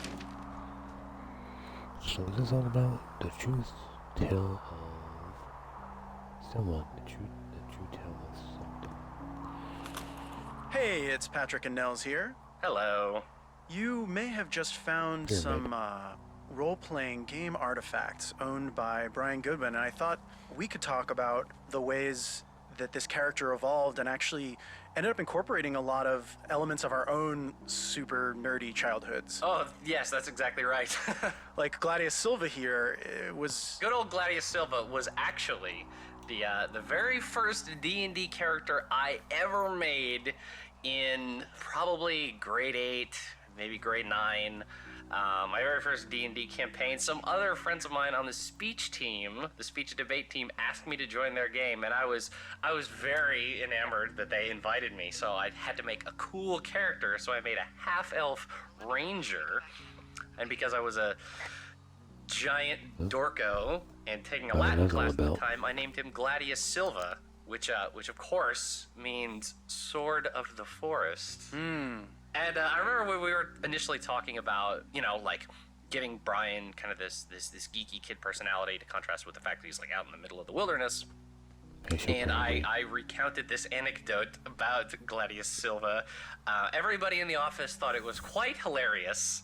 And because I had, for my own edification a while back, rescued that character sheet from like my parents' garage and then scanned it, I was able just to send over a PDF of that scanned character sheet, and then it more or less showed up exactly in the game. Yeah, these are probably your original die rolls from that fated first campaign. Oh, it was modified just the tiniest bit to like avoid Wizards of the Coast's Dungeons and Dragons copyright. Otherwise, that is literally just my dude. My favorite thing about Brian's proclivity for tabletop RPGs is in Henry's Tower in Two Forks, you can actually find a map that Brian made that's basically like a D&D-ification of the whole area that you're normally in. Yeah, I ended up drawing that completely based on my own style of drawing when I was Brian's age. And Nels' age. When he was Gladius Silva, I was a city kid who moved to a more like suburban, like woodsy area at that age in my life, and I was so shocked to have all this like actual like woodsy terrain around me that I started mapping it with pencil and paper and drawing little legends just like Brian did, kind of turning the area into more of a mythical landscape. So as soon as this character had gelled, I knew that he would see Two Forks this way, and that cash boxes would be treasure chests and the Boy Scout camp would be a halfling village. And so it kind of just wrote itself. Yeah, totally. That is our tiny tidbit of geek history in Firewatch by way of Brian Goodwin's Gladius Silva. Gladius Silva. Because I wonder like what she could be calling it now, because like her call-ins will be like she won't know nothing about nothing, because I didn't told her anything. So like dialogue should be completely nothing, or like, hey, did you look at the tools and was there anything there? Like I didn't bother picking anything up till like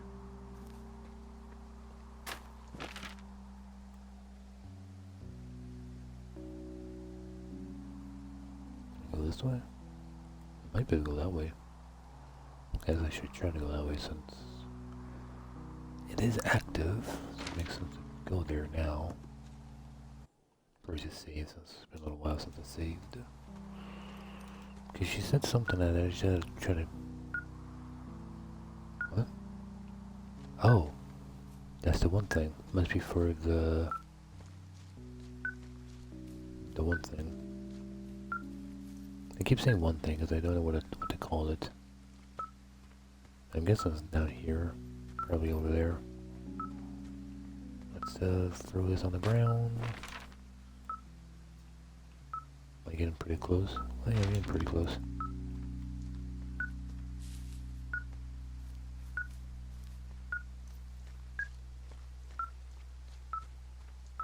Like, I don't remember going this way before.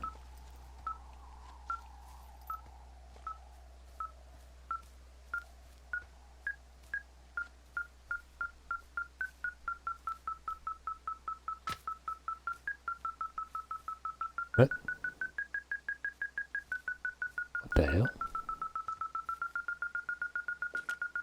I've got a dead elk out here. It's torn up Oh. something good. Oh shit, I didn't see all that. To a government program.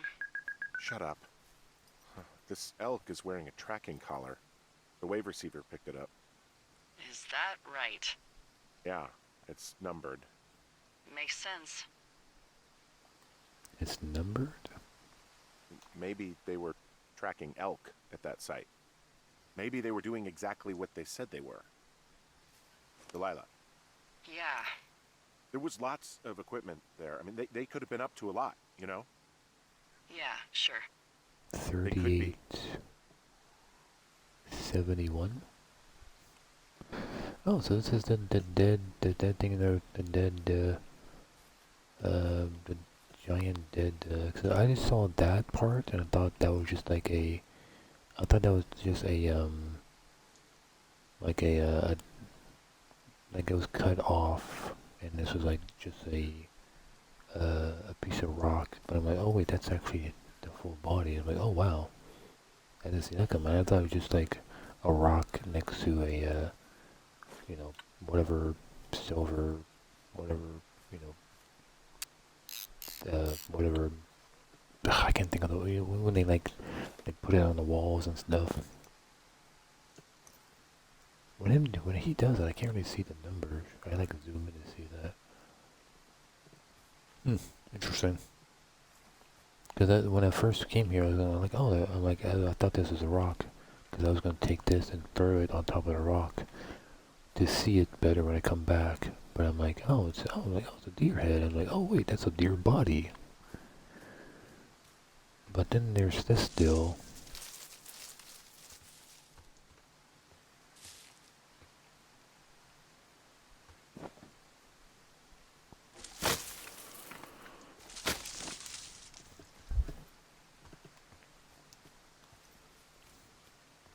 So this is new to me. Well, at least most of it is. Empty. Empty. All empty? Is there another book? Or did I step on something? Oh, there's a note.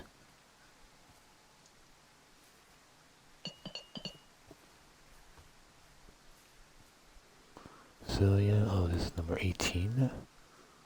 I don't know if I should do this. I might play the song. Hey, it's Chris again. Hey, it's Sean, okay. and you are in a clearing just beyond the body of a dead elk, and nearby there's a cassette tape from Dave to Ron. I get them confused the way I get like lots of pairs of characters confused and things that I didn't write. Yeah.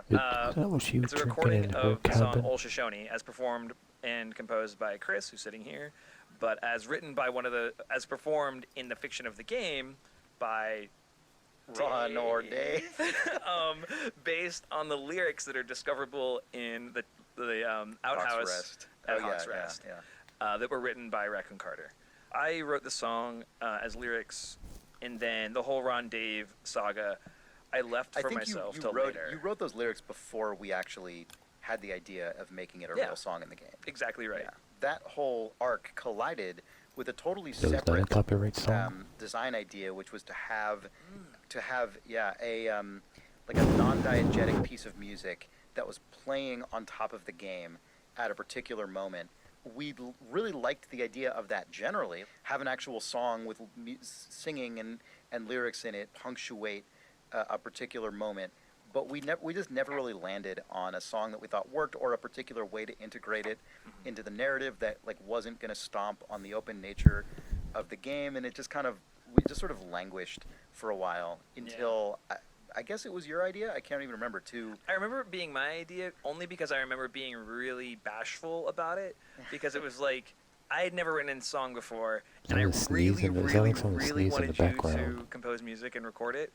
But like, I was worried that it was bad, and also like making your friend and coworker do this thing that you wouldn't tell me it was a bad idea. I was worried you wouldn't tell me it was a bad idea. That's so funny because I read that as like you just didn't really. Oh, really? I read that as like, oh, you can do this if you want, but I don't know if that's. No, I just didn't want to like. It felt like so I've read a song and you're gonna perform it. Right. Like it just did not feel like I was like, oh. So I was really like feeling that like. Then when you delivered it, I would like start crying. I was like alone and just like got like welled up, and I was like, oh man, that feels good. And I was, really so excited fun. to play the game. I was really happy to get to do that. On the Oh, game. good. I'm glad. It was really I didn't fun. know that. Yeah. Well, great. Yeah, worked out. And it's available on the soundtrack, which you can buy at thestore.camposanto.com or from our Steam page.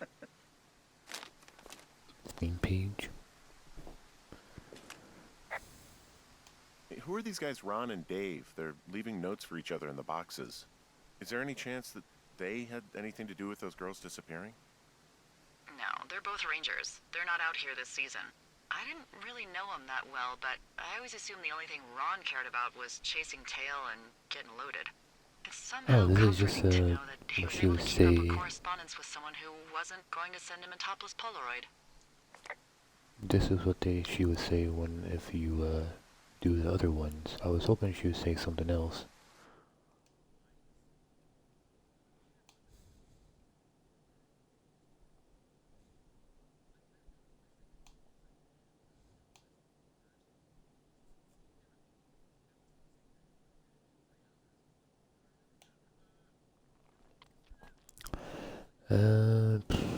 Told me about what happened to add something, and I just wanted to say I'm really sorry. I don't know fucking Toad. I wish I would've been there. I would've kicked the living shit out of everyone of those something was trying to explain to me why they kicked your ass so good, and I just don't get it. Fuck. Anyways, man, I don't really know how to get a hold of you. I sent a note up to get the what? I sent a note up to the hospital and something, but I'm not even sure you're still there.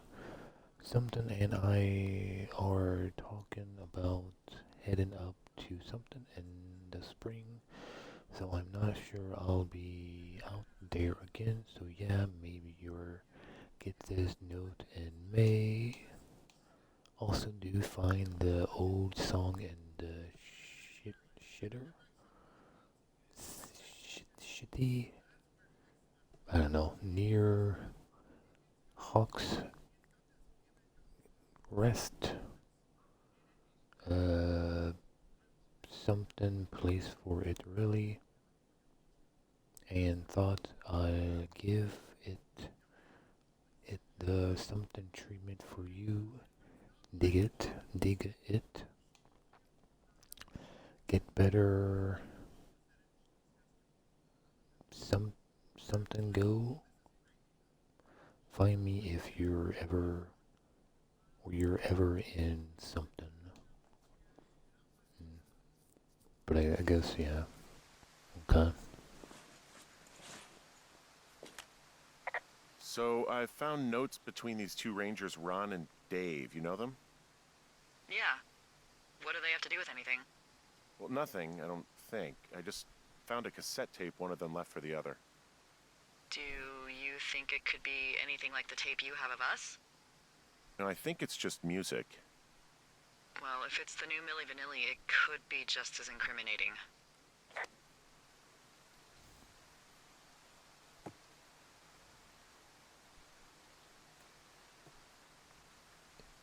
Oh, that's why. So it does say boss tracks instead of Okay, so I don't listen to it now. Oh, achievement. Alright, there's our last fucking achievement I needed. Where the birds and the bees won't know me.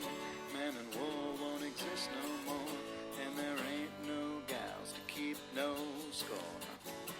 I'm taking off for the woods, to a place where there ain't no shoes. Don't need no books or ponds or the ponderosas.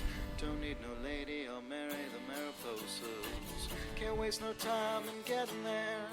I'll do 80 down, 80 without a prayer. Don't need no gal, I'll spruce up for the spruces. Don't need no pal, I'll change my mood up for the mooses. Headed off to Shoshone, where the birds and the bees won't know me. Men and war won't exist no more, and there ain't no gals to keep no score. And if you're wondering where's my aspen, it's been cavorting amongst the aspens. Don't need no grass, I'll get altered among the alders. Don't need no mass, I'll grovel before the boulders. I'm headed off to Shoshone, where the birds and the bees won't know me. Men and war won't exist no more, and there ain't no gals to keep no score. I'm headed off to Shoshone, where the elk and the owls won't know me, where there ain't no judges to whom I gotta plead, 'cause I can be me in old Shoshone. Wait, there was a number for it. But there was a number. Maybe I should try to remember the number.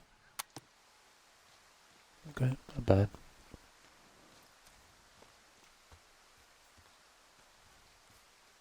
Oh, there it is. I wish I can crouch down and put the thing aside and zoom in. There we go. So it's 3871, but I took a screenshot of it just to, if I do need it, because there was no reason for it over there, but I don't know why there's a number for something else, maybe wanting to get to his base camp. Maybe there's something I can open up that I wasn't able to open up last time.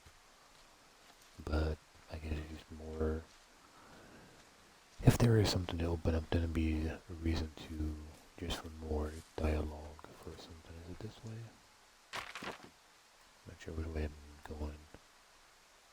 Yeah, I believe it's probably this way. Okay, that was interesting. Because the people said like you had to like listen to it in the credits, or you get a big game. Also, those girls turned up. Looks like you didn't kill them. Nobody did. They took some farmer's tractor for a joyride down in Riverton and landed in jail.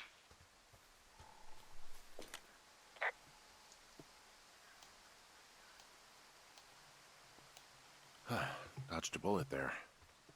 Yeah, we've got enough unanswered shit to answer for, I'd say.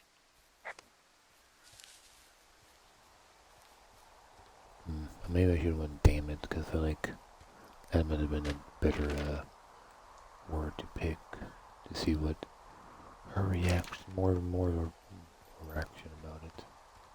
I think she does go into it a little bit, but I guess what she says back is different, so that's good. I don't need to know everything, but knowing slightly more what other choices would have been, it's always quite nice and stuff.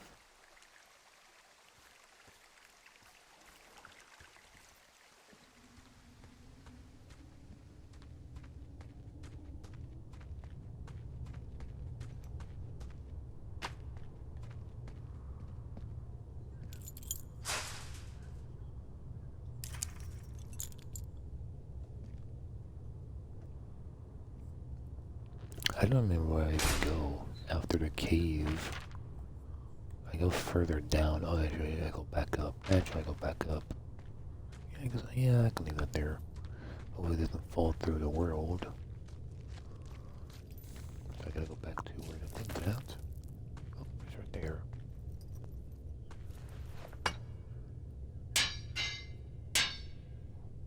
Okay, yeah, well, I guess if I don't, maybe I wonder if I can not tell her. Or is it one of these things where like the game would take over it? And I don't remember what happens. I just try to walk past it. I don't say like, oh, I found the body or anything like that. I just like don't tell her if that's possible, or like Henry calls her no matter what and says about it and stuff.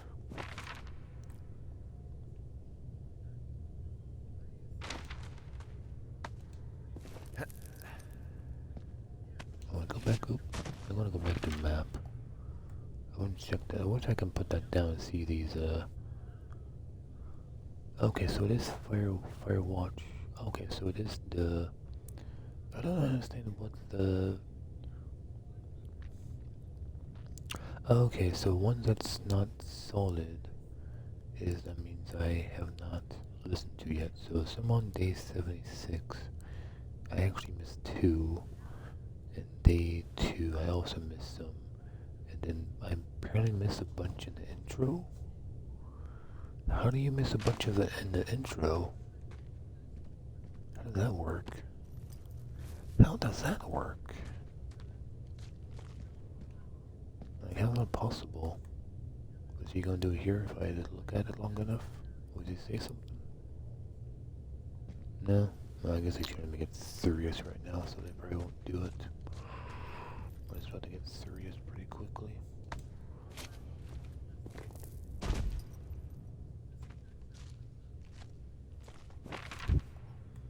Am I at the other one yet? No, I'm not. Am I at it yet? I do wonder if I'm maybe just not actually on the ground, and maybe it is above ground. I just missed it somehow.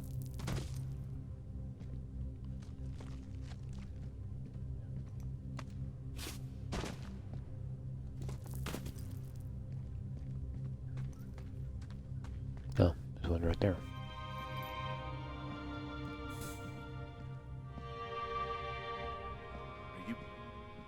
Oh, God. And Brian Goodwin, you fell. Oh. Your stuff gave out. I don't remember the rope being there.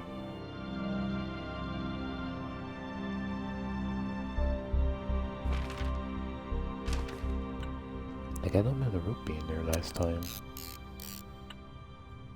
Is that something they put in now? Because, I guess maybe you feel all the way on top.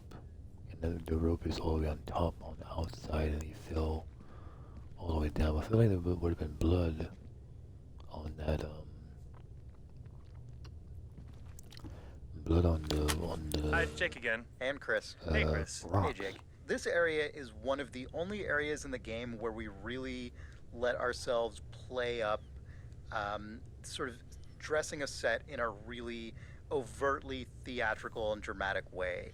You know, this is the reveal of Brian's body was such a big moment that we kind of figured we should just go for it entirely. It was possible to do because I think this is one of the only places in Firewatch where the direction from which the player approaches and the time of day are 100% in our control. Like, you're only ever going to see this scenario under this circumstance. You're going to walk in and sort of the scene will reveal itself from this angle, and there's no chance that the sun is going to be setting in the middle of it or whatever else. So we leaned into it. I kind of ran with that with the music as well. As you know, if you've listened to all the music in this game, I really didn't lean on big string swells or anything like that. It's very kind of small scale recordings, you know, guitar and electric piano and bass and things like that. I decided to just push this as far as possible. I did one odd thing with the music, which was instead of what you'd expect, which was making the music a really minor dark key, it's actually all in major, which is typically what people associate with happier, more upbeat music, but I pushed the strings far enough that I was hoping it would sort of come around the other side and make something that's kind of, I don't know, poignant. So It's cool. I like it. Thanks. Fun fact about this area, if you bring a notable Brian Goodwin possession down into this space, you can set it down next to him using the game's putback system. One Russian streamer found that live on, like, the day the game came out. Yeah, by accident, and it was amazing. That guy's stream blew up. Yep. Wow. I was actually gonna fucking bring the fucking dinosaur with me. I'm like, nah, I don't need to bring it with me because I'm like, it's gonna lead you somehow back up somehow. I'm like, it just loops around. I don't need to bring it with me. And son of a bitch, if I did that, that would have been fucking amazing. Oh God, I didn't think that could have been a thing. Just step over the body. Yeah, I guess with his hand being open, like you can kind of put it in his hand maybe or something. God damn it.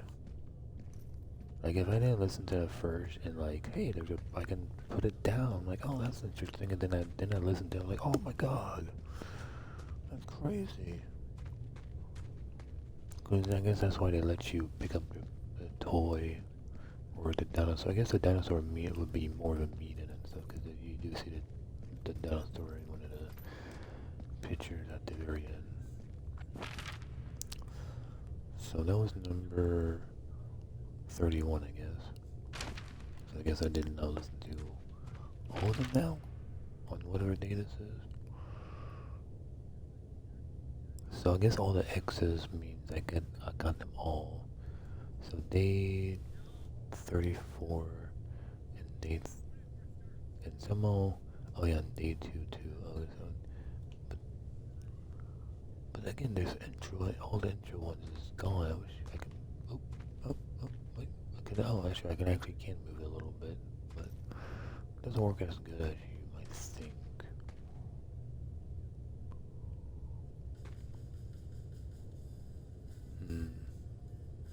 I don't know why the intro is there.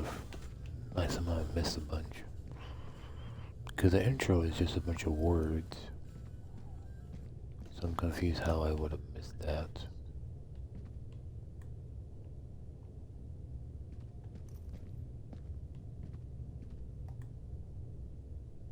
Oh.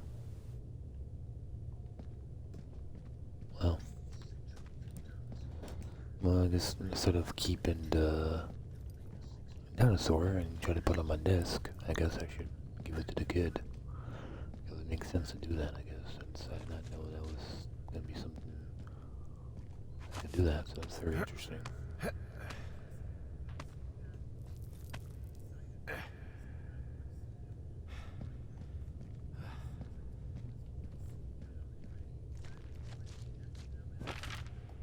going to close that there, right? Now I'm just re-looping.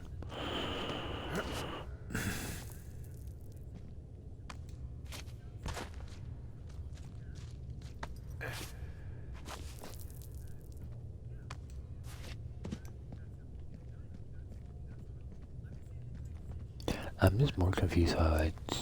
Oh. Wait, 47. Oh.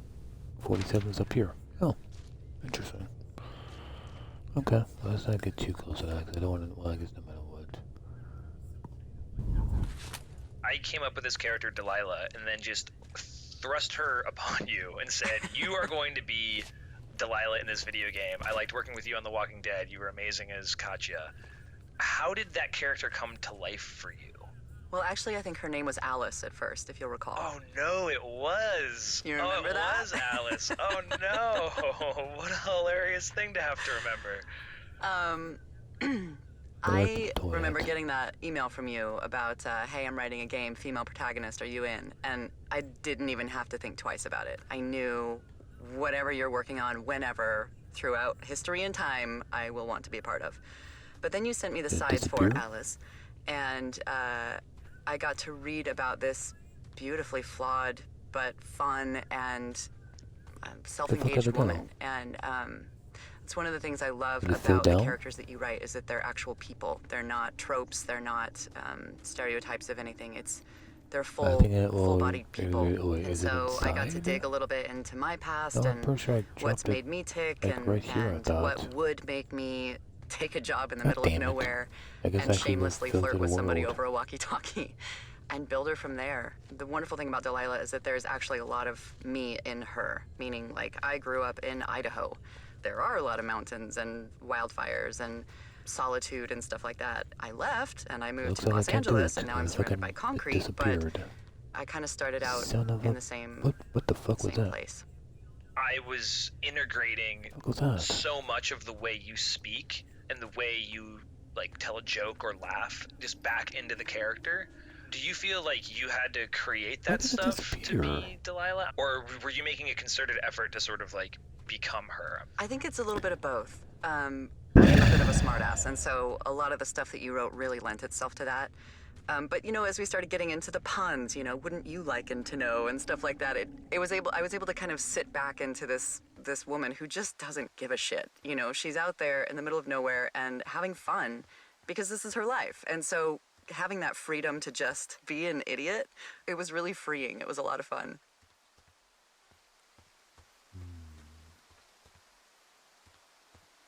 Okay, those are very interesting. Oh, why would it disappear? Now I gotta go back and get the toy now. I gotta get the, apparently I won't be able to put it on my desk. And I won't be able to get it to the kid. I don't know, because I want to see if he says anything about it. I don't even like, you know, say something about it or something like that. That'd be crazy if they, like, don't say exactly what happened and, like, keep it in the desk. Oh, I should probably go try to do that instead. Oh, I was like, what the hell?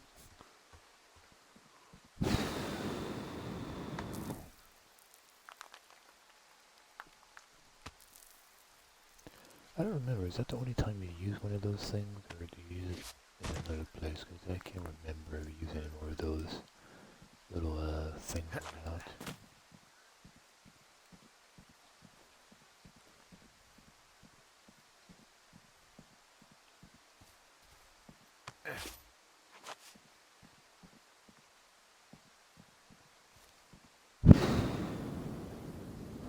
Now, if this doesn't work either, I'd be like, okay, what the hell, guys? At the same time, that the toy could have disappeared too, because like I left that area, so everything could like disappeared and could have fell through the world. But I don't know why the dinosaur disappeared, or like when I did it before with other items, it didn't disappear, like other like acorn or not acorns, but little whatever things. So I can't put that thing here, right? So I can't just like put it here and like climb back up faster. That kind of sucks. It'd be nice if I could do that. I don't need to like walk all the way around. Oh, so I did. Okay, so I can call her to report the body, or don't tell her at all. Because,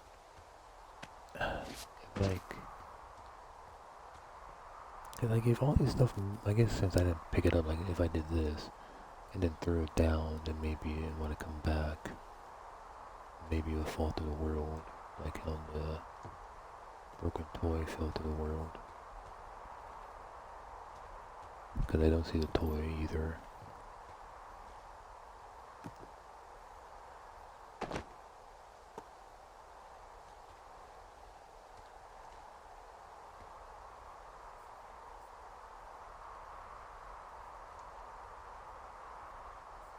It might not work with a magazine, but the magazine's the only thing I have because there's no toy anymore. The toy disappeared. I guess when you walk past the kid, maybe, or past the corpse, maybe everything disappears, and because like when you like walk past them, you meant to like as you do, you're supposed to give it to the kid, I guess. But then when I walk past that threshold, maybe it disappears because clearly it's not here anymore. So maybe it might not work with this thing because I'm not sure how I'm going to get this down here.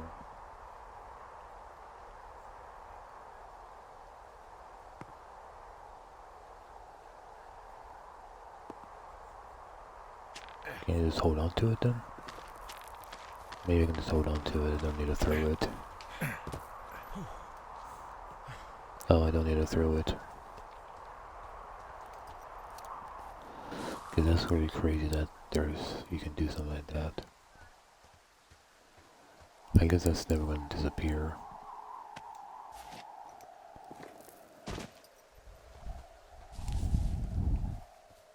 Kind of like when I threw the Game Boy type off-brand Game Boy and onto the, I think it was a dinosaur.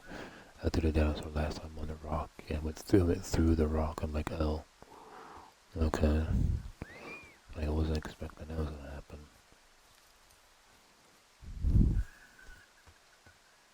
So I'm kind of surprised, and not surprised that I just fell to the world, I guess.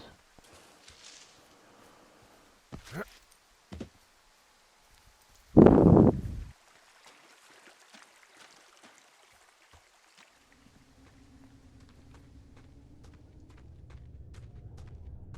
guess I can't believe it disappeared. Like I thought for sure I left it like on the little like brighter part of this against the ground. I don't call it like it's the sand part. It looks like sand. I thought I left it on the sandy area of the 360 since it's gone at the ground. Or I thought I put it next to this thing. I thought so like it's not here. That's weird.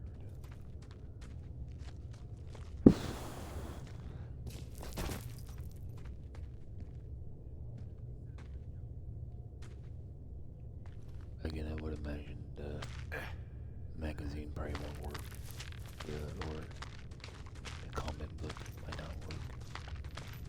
Because again, I think when you walk past him, or see him the first time, is probably when you're supposed to do it, not, go back after you're like, oh yeah, you can do this if you have something, hand it to. I imagine the downs would be more of a sentimental thing to sit back, give to the kid, because like, again, it's in one of the pictures and stuff. Versus, I guess he could. Oh boy, I didn't hit the ground there. I could have been. I could have like walked backwards. It probably could have been like out of bounds. I could have been stuck in out of bounds maybe, and like I could like walk backward into the ground and like possibly walk away maybe. That was kind of interesting. I should like walk backwards, but I'm like, well, I don't want to break the game. But I'm like, well, I can try and take this kind of like in Resident Evil 7 where you can get pushed out of map by Jack in a couple places. So see if it happens again.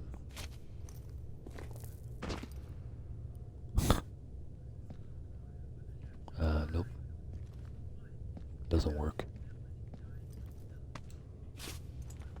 Interesting though, but like you have to like actually hit the right part of the wall to like hit the ground and stuff.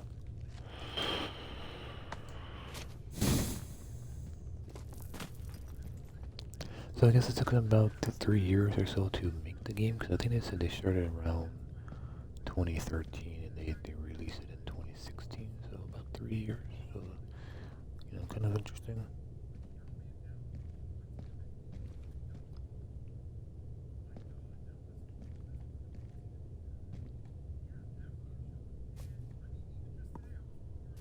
Like, kind of works, I guess. But I thought like there's supposed to be a prompt. Also, I can't go past him anymore. Oh, now I'm kind of on. Oh, okay, now I'm kind of on his body. But even if if I do it over here, would it be the same thing? Just yeah. So it doesn't work as well than the toy or the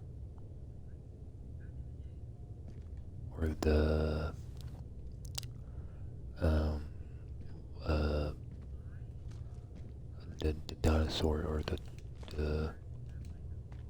I'm walking all slow now. It's kind of creepy. Can't run. Oh, now I can. That was kind of creepy. I never run for some reason.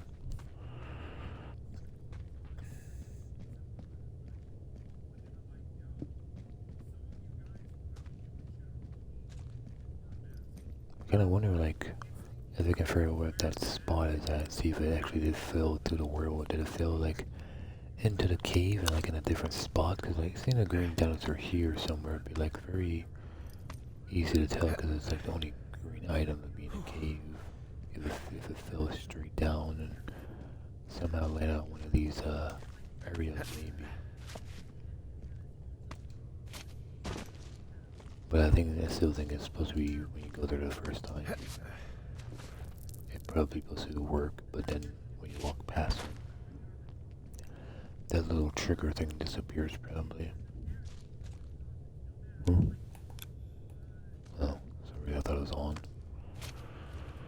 kind of weird if I came back and I look on the ground and it's on the ground. It'd be kind of weird. Like, oh, oh, I saw that little thing and I thought it was a dinosaur there for a second.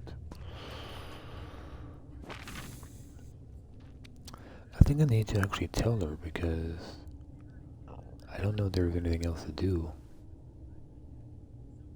I'll climb out a key. Oh yeah. Oh, so I gotta. Okay, so I do need to get out and actually tell her about the body. I can't just go to the next day because I guess the next day only works after you report the body in. I guess so. I have to tell her. Well, I guess I gotta tell her. I could try to wait, but I think I gotta tell her. I think there's no way to. Except going back to the base camp. I guess I am pretty close to base camp. See if I just go back to the base camp and just go to the next day. But I imagine that probably won't work. I would imagine it won't work. Because the objective says report the body, so I guess I'll probably have to report the body in the game. But I'm so close to base camp, so why not go and, pretty quickly. Can I listen to something randomly? No, that's out of order. Okay, because I can't just listen to something randomly. I wonder why. I'm surprised there's not like a button you can push. Well, it depends. Oh, that's the only note okay, so there's no use, like listen to the song again. That'd be kind of nice. I can go back to base camp as I listen to the song.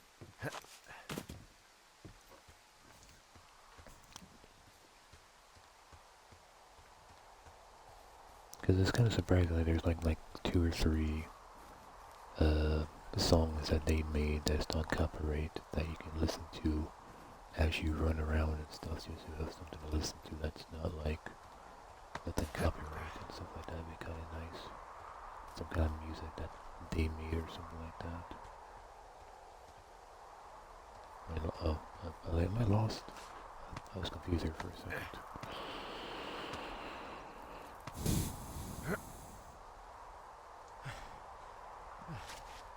How long is it now? 134 minutes. It's 11:31.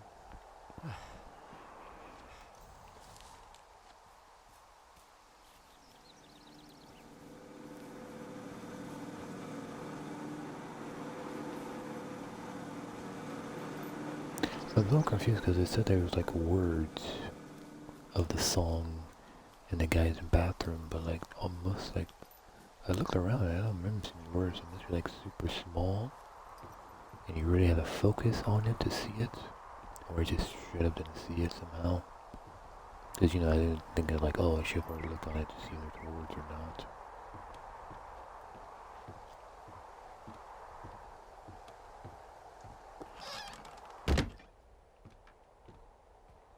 Yeah, so I guess it won't work. I had to.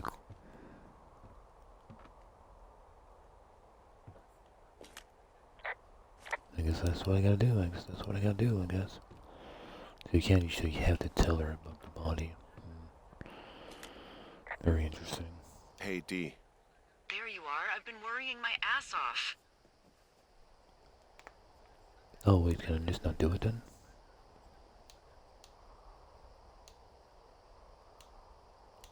Brian Goodwin is dead.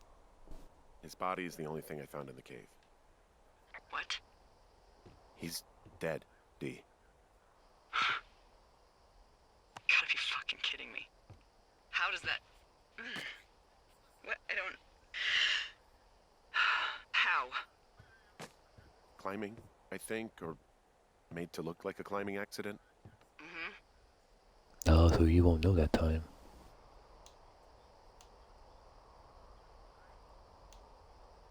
Whoever is out there did it. They killed him. Can we just put this stupid shit aside for a minute? That boy is dead. He was just a sweet kid. They didn't kill him, okay? Why kill a boy? I don't know.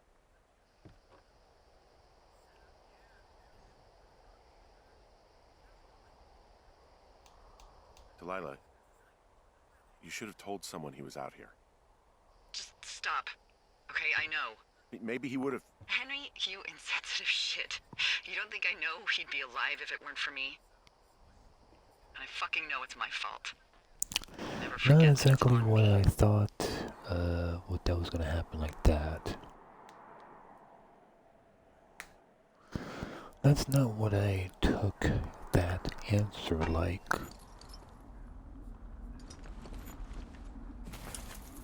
Not how I took that answer like.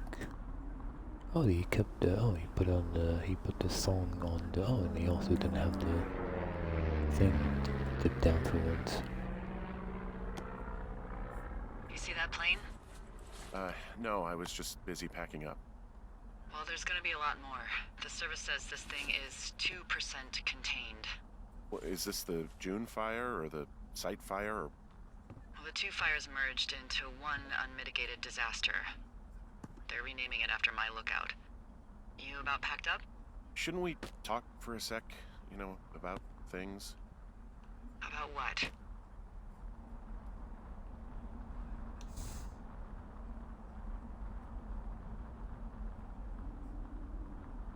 We still don't know who was listening to us, who was following me around, who made that tape.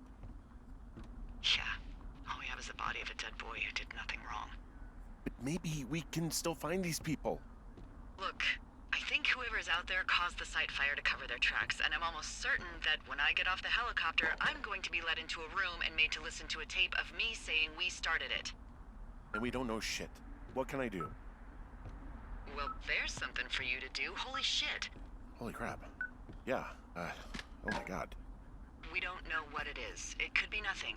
Yeah, it could also be whoever was listening to us, whoever made the tape. Okay, yeah, look, you should pack up everything you need in case we get the call and you can't come back. All right, look, if something happens... I'll remember you. For the good things or just for me? Oh, well, that's nice.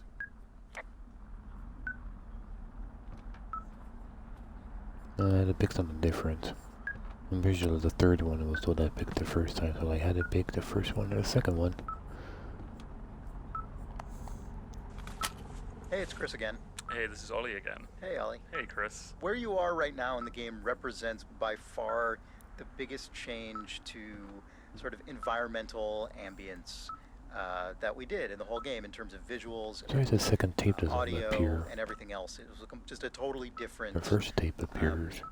outdoor kind of vibe. Yeah, it was really important that Not the end the of the game second one, felt so you can't listen to the song very sort twice. of climactic and exciting. And for the style of this, we actually looked at first-person views of like real forest fighting that had been recorded in Australia, and it was so intense. And the thought of like trying to hit that, like the benchmark had been set, right? So we had to try and get something that captured that feeling. I think we were all surprised by how close it got in the end. Yeah, for sure. It was. I was really impressed. Yeah, it was amazing how close we got to the original vision, given without special casing any tools. Like the tools that we had enabled us to get this effect like very quickly, and it was something I'd been putting off for a long time because I was really scared of being able to deliver something that felt exciting. And then I remember bringing everyone to the room. Like, guys, I think we got it. Yeah, We that's did awesome. it, yeah. On the audio system, I did have to special case a bunch of stuff, but what ended up happening was, because of the needs of this day, Oh, there's one in I the ended up water redoing area. the way audio ambience worked for the whole And game to be able those to two port was on. dropping elements in and out, which ended up being really useful And retroactively nothing's for the going on. earlier days when I went back and changed those. So, yeah. Great. I'm confused with the X. There's one that's like exit out for day 77. That's kind of strange. So 1, 2, 3, 4, 5, 6, 7. Okay, so 1, 2, 3, 4, 5, 6, 7. Okay, so that's all 7 there. I guess the intro one must be the very first one I must have missed. I had to like turn around when I get to the one place and go to the rock slide part, and they have a bunch of ones there, I guess. But that makes no sense. Because I don't understand why I wanted to exit out. Maybe that's the broken one. Maybe day 77 is the broken one. It's like must be 13 or something.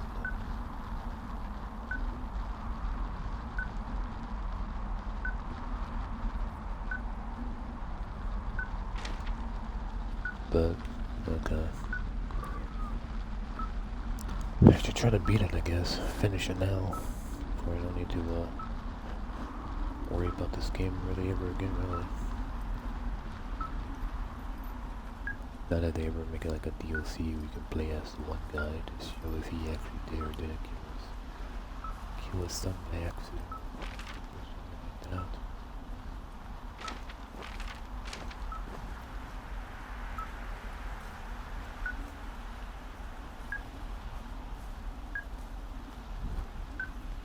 Because I wonder if I need to, do I need to go this way?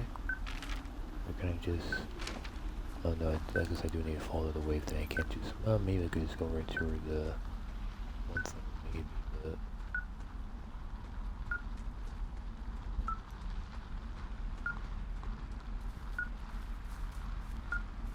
Oh, that's right, I gotta go to the one place.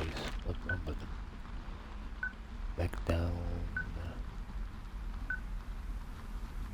Oh, yeah, that's right, I gotta go over there next to 7. Oh, that's right, makes sense. 7 is actually located, it's on. So that's the way I gotta go, to 7. Oh, this is right. Okay, yeah, it must be right, because there's that thing. There's that thing. That thing's still there.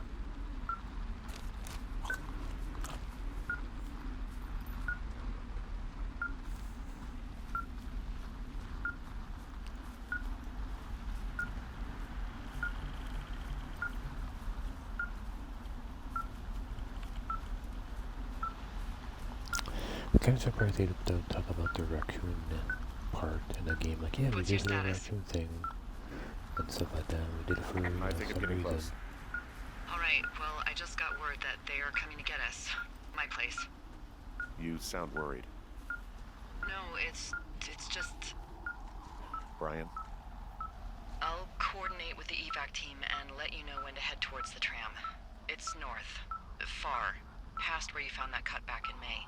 There's an emergency tram out there that will let you hike to the rendezvous point at my lookout. That's right, because this time I didn't go there before. I'm pretty sure it's down there, right? Not up here. Yeah, it's down there. Because it makes no sense that we're about to leave. Why would he do this if he's gonna, like, want some kind of truth to come out, like he didn't kill his son, that was a bit of an accident or something like that. Can I go past it? Oh, there it is. I guess I can, let's do this first. Because I can just run back and do that after I, do this thing. Because now this thing makes more sense. Or, I thought I went right past it, but I guess I didn't go past it.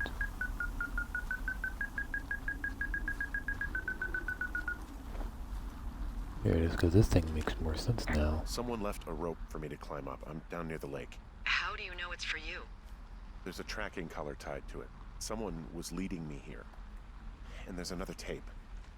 Oh my god, Henry. Okay, let's leave that there. Now we don't need to worry about that anymore. Wait, what?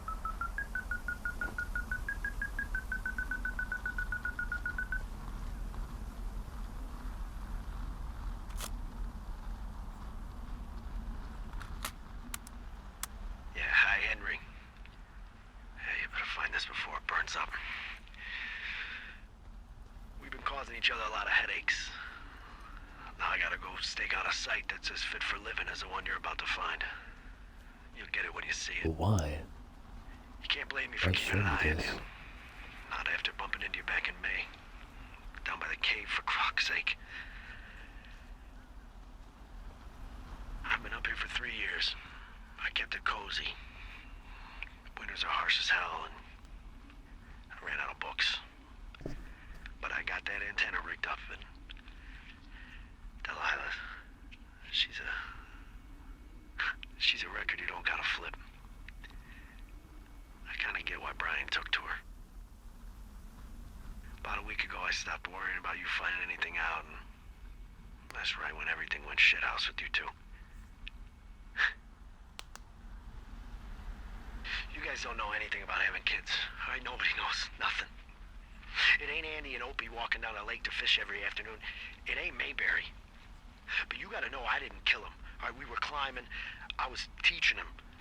Brian was uneducated in the way to do anything. He just fucking didn't sink his anchor the right way. You know, I thought about going back, having to answer questions and having to get him put in the ground, and I didn't see the point. Don't come looking for me. The hell? Sorry about your wife.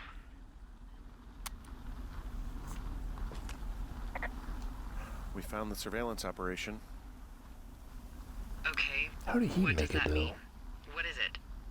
It He was was Ned working Goodwin. with the He was the one fighter listening to us, fighters? just him. Ned Goodwin. He made the tape? Yeah. Why would the firefighters He's leave his gone ex behind? deeper into the Shoshone. He doesn't want anyone to know he's out here. Because he killed Brian. Because he killed his fucking son. You need to get back here. They say the helicopters are making rounds. Okay. Oh, so there's no option to say no, he didn't do it? I thought there was option for something like that.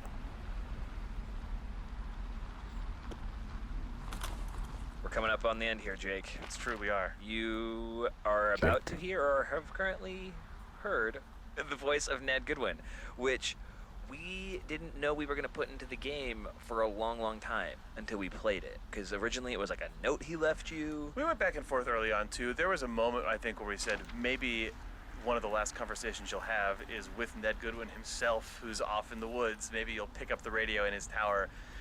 Talked ourselves off that pretty quick, and then, yeah, maybe he leaves you a note, sort of a confessional note. But then we also sort of bounced off the note because you would find it and it just didn't have the oomph and it didn't have the sort of cinematic nature of a conversation. And then we went, okay, well, is the response to that to like put Ned Goodwin in the scene? You're gonna meet the guy? Like thought about that for a minute. And then we said, well, you're gonna talk to him and like, what are you gonna say to him? And then we actually found the middle ground, which was a recorded note, which is like was really great. It was like the thing that it never occurred to us because we had written notes and conversations. The idea of just essentially having an audio log did not like jump out at us for a few weeks. And then it was like, oh wait, you have a tape player. He's left you recordings of yourself before. It seemed like it all connected, and I'm really happy with where we landed with it. And also, Mac Brandt is the voice of Ned Goodwin. We had so many auditions, and this happens all the time. You get a lot of very similar auditions, people trying to play someone a certain way. And then Mac put a little bit of a, like, kind of an East Coast accent on it, and I remember not being sure about it at first, but you and Chris pushed for Mac, and I'm really glad that we did. Yeah, he was just a titan. He did This such is a great job. a weird, goofy detail of just the sorts of things that you imagine in your head, but Goodwin leaving you this tape has meant that for me, my mental image of Ned Goodwin is that he has no one to talk to, but that like when he left the Shoshone, it was like with a backpack full of just tapes that he's recorded to himself, which obviously doesn't exist and the game doesn't say that, but now like the existence of that tape just painted that strange character detail into my brain. Now that it's on this commentary is definitely purely canon. It is Nels once again. And Jane is back. And we're here outside of Goodwin's bunker is what we ended up calling it. This is kind of the weird hideaway that Goodwin has been living in for the past 4 years. Which some people may initially think, how could someone do that? That's unrealistic. But actually, we mentioned this briefly earlier in the commentary as well, but there was this man named Christopher Thomas Knight, who is also known as the Maine Hermit or the Last True Hermit. And he was this dude who lived in the woods in central Maine for like over 30 years. Wow, 30? 30 years, not 4, 30. The point where he became like a folk tale that kids in the region were like, oh, my mom said we have to be behaved or the hermit will come take us away in the night. And everyone didn't think, stuff would go disappearing from people's houses or whatever, but almost everybody just thought it was, local naughty teens or whatever leaning into the legend. But there was actually this dude out in the middle of nowhere, and he had this insanely robustly stocked bunker. There's this great GQ piece all about it that had like diagrams of how he set up his bunker and where his different supplies were, and that was like a major inspiration for this area. Part of why he could survive for so long was that he would keep raiding nearby homes and campsites, to get his supplies, and then he would hide all his trash basically in these like trash holes, I guess. So when we were designing this space, I was told, just like look at this article and diagram for some inspiration, and just make sure to have like piles of trash around. But the funny thing is, actually, it was kind of hard as a environment artist to just make a pile of trash. Okay, if I have to make a pile of trash, I now have to do the mental homework of thinking, well, what exactly could he have taken from where? Exactly. Because like even though it's just a pile of trash, but like what is actually in the trash and what I'm going to model kind of does need to make sense and needs to tell a story of like. You can't just have random like TV sets, for example. Yeah, or like a big old car tire or something. Yeah, like that. He wouldn't have stolen something like that. And then the actual shape of the bunker itself, that was more based on these old Native American structures that are actually in Point Reyes, California. Oh. Jake, I think, had seen them or maybe been up there or something. But there were this tribe of Miwok Native Americans who built like these underground bunker smokehouse type things. The winters in Maine may be a bit cold, but obviously they don't compare in the least to the high altitude Wyoming national forests. So in all honesty, Goodwin probably should have froze to death like winter one. Ended up way more like Christopher McCandless than the Maine hermit, but poetic license. Yeah. And the cool thing, I guess, about this space too is if you go all the way to the end where there is a big window, if you look out there, you can see Henry's tower and also Delilah's tower. That's actually where both of those towers are. We didn't cheat it at all. So Jake did a really good job picking that spot for this bunker. Yeah, it's one of my favorite moments where you get out to that opening and you realize that, like, not only has he been listening in, but he's literally been able to kind of watch you two the whole time. Yeah. You can kind of imagine in your head, like, as Goodwin was listening on his conversation, he was like looking back and forth between the two towers as Henry and Delilah were talking. Yeah. It's a very wonderful voyeuristic moment. Yeah. What a creepy dude. Oh, he's over there. He could see your lookout.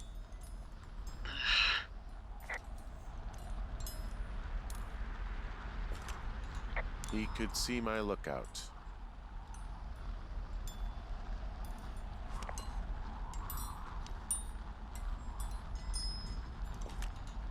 He's got a radio base station up here. He was listening to us on that.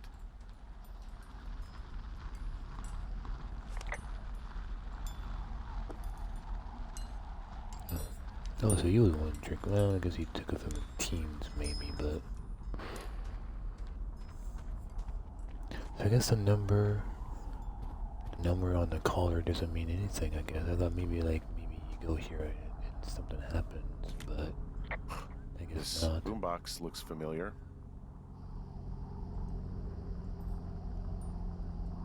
But why would he take it apart? Because this one I didn't even throw it in the water, so it would have been completely fine.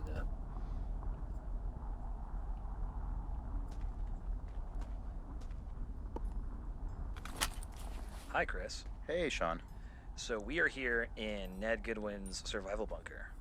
Something you'll notice, dear player, is all of his journalistic writings and logs are all over the walls, and you may or may not have read them. And you may or may not have read them because Firewatch isn't really a game that makes you passively digest written materials, like a game like Gone Home, or a game that tells all of its story through logs and journals you find around the world.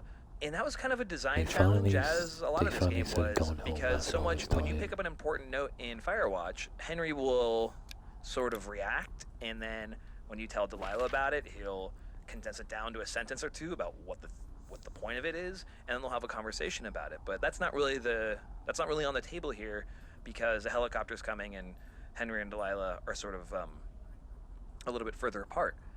We kind of walked ourselves into a challenge of being able to check all the boxes about like who exactly was Ned and what exactly did he have his hand in, and then presenting you a scene that is completely passive to digest, which was difficult, I think. Yeah, and part of the reason we have to do that is because in games that really lean on you reading a bunch of text throughout the world, generally speaking, those protagonists are either silent or they have prescribed responses to things.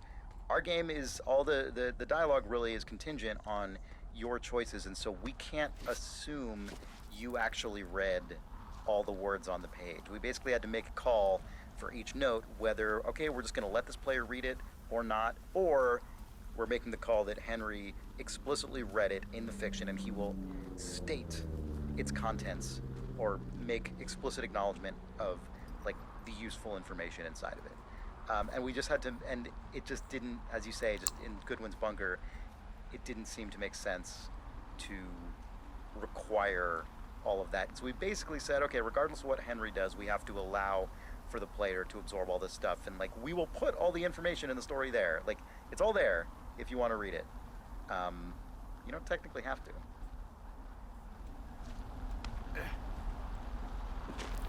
Yeah, I don't ever read all that stuff. I think I don't know. It probably was like a lot of reading, or I probably just straight up forgot to read it probably. Cause it was so much stuff to read probably. I thought that was an animal behind me. I was like, oh, there's some kind of animal behind me. Let's go this way because I'm pretty close to the next one. I should probably go there and change my batteries when I get to the water, I guess. Before I can finish this.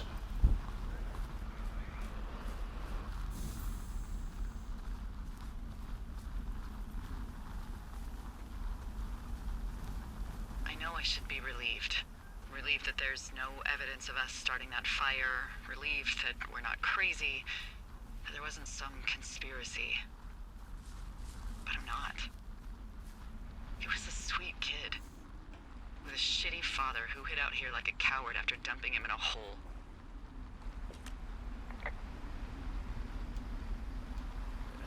I think that Ned loved him. I don't want to hear it. He obviously didn't want to forget him. He just didn't know what to do. Henry, not knowing what to do isn't okay. When you're supposed to look after someone, You figure it out. Yes.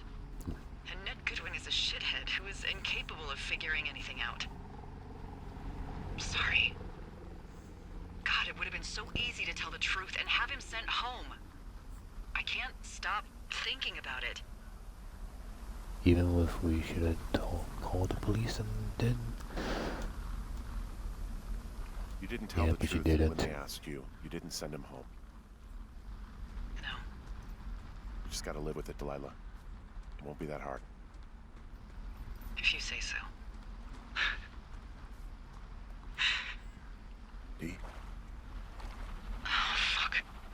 Is that a helicopter? Yeah, hold on. Hey. No, there's one more. Yes, here, yeah. Yeah, he's coming. Okay, 1 second. Hey, they're here, but they're making rounds. They'll come back. So they're gonna spend $15,000 every time doing this? Like, they said... Dee, what if they don't come back for me? They'll come back. That's their job. Just what if we missed something about, something, I don't know. Henry, you're tired. There's nothing big going on. They'll come back for you. Just wait. I'm gonna go. Okay. If you have to. I have to. Hike safe.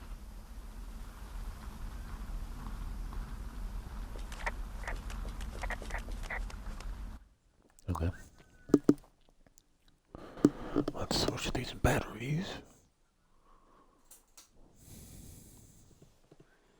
I'll be right back.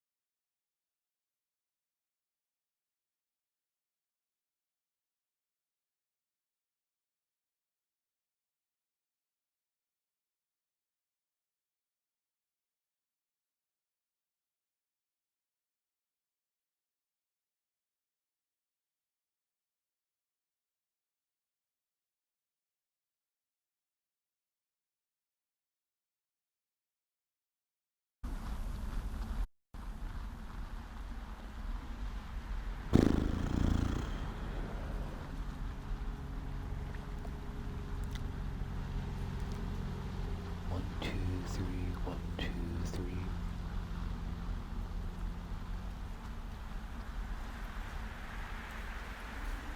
Okay. That sounds pretty good. Okay, let's continue this. Let's see what this is all about. Hey, Chris here. And Nels, hello. Hey, Nels. Hey, buddy. So you Hey, probably buddy. just went to Goodwin's bunker and got the message from him and learned about what happened and uncovered a huge part of the story.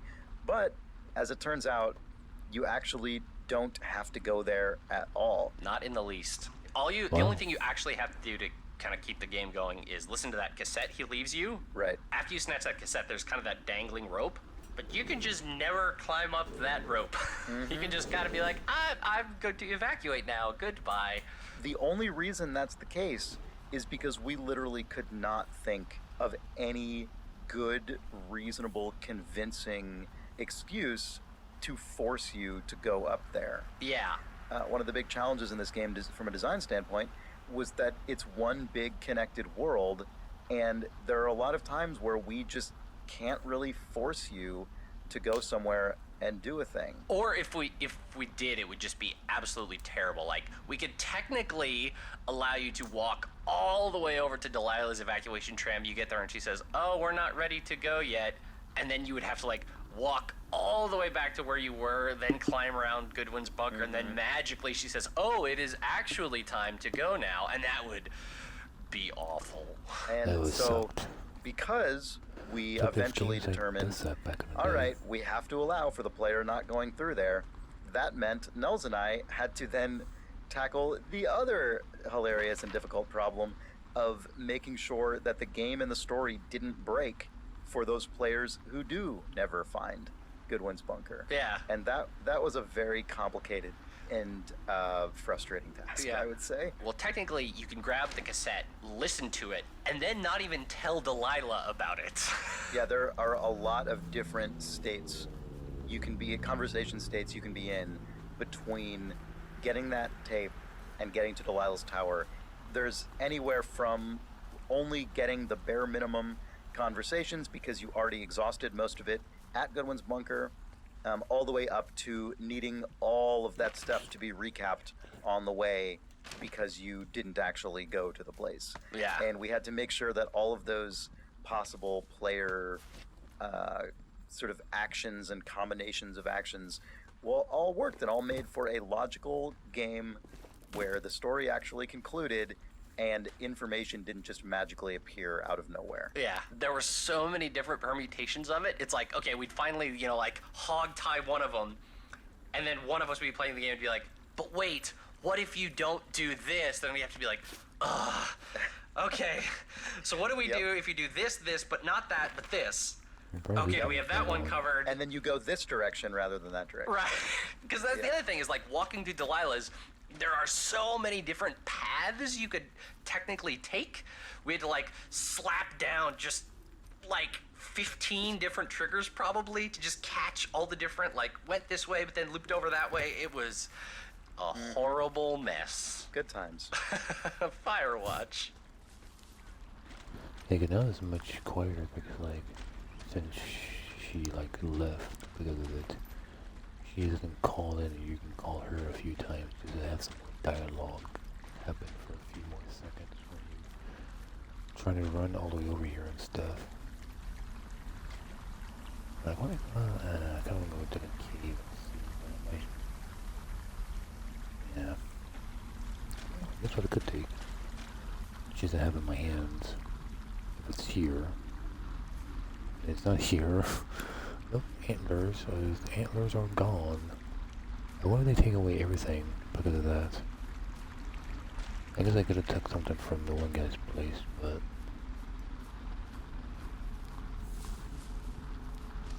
Because I go back to his little fort, but his dinosaur toy is probably gone, and then his Game Boy is gone, and the magazine is gone, so right now let's take from it.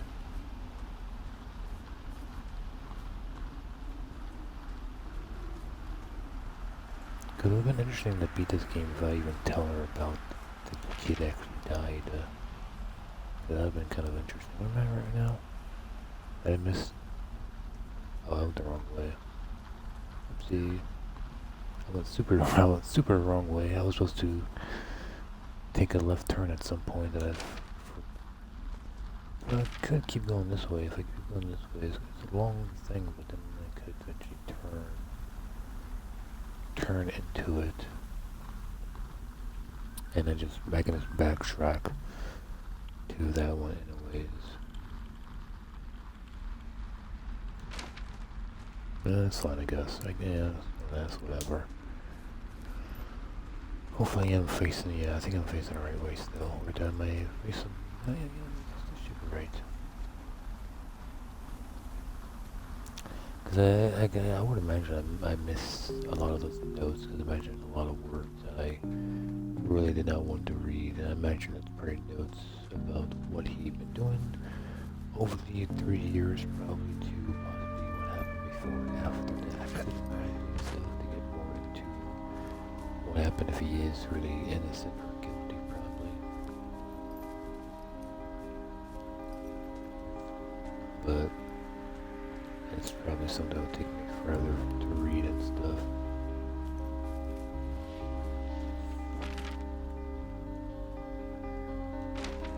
Actually, I gotta go to that one place and jump off the one cliff. I wonder if that thing's still there. I guess I could check to see if it's still there. I don't know why it wouldn't be there.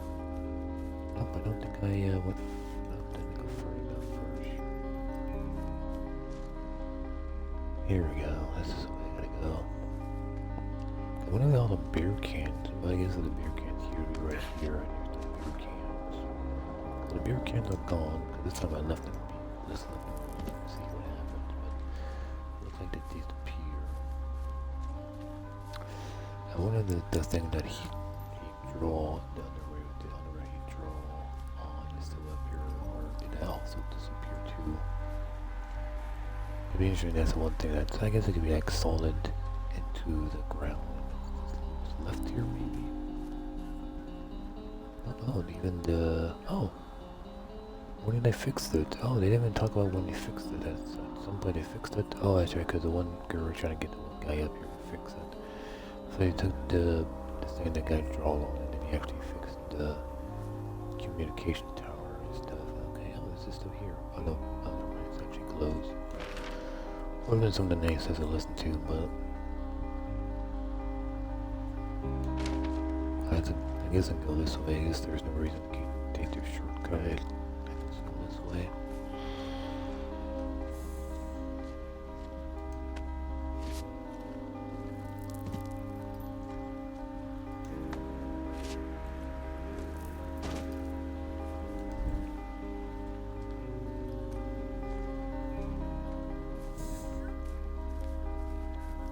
I can enjoy the game more with the commentary than without the commentary, because it's just a little bit more like understanding and stuff. Especially how they made the game and what they had problems with and what they did have problems. It's really interesting. It was something like what looks like a simple game, but actually took them quite a lot of stuff to do to get around to do things. It's pretty interesting.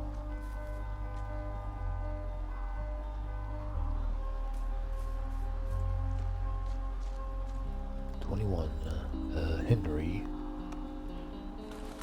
So, Rich, as you know, we struggled so hard to find you, to find the voice of Henry. And I was here all along. We're just right there in the valley, waiting for us. And you were discovered, basically, not discovered, but contacted via Twitter.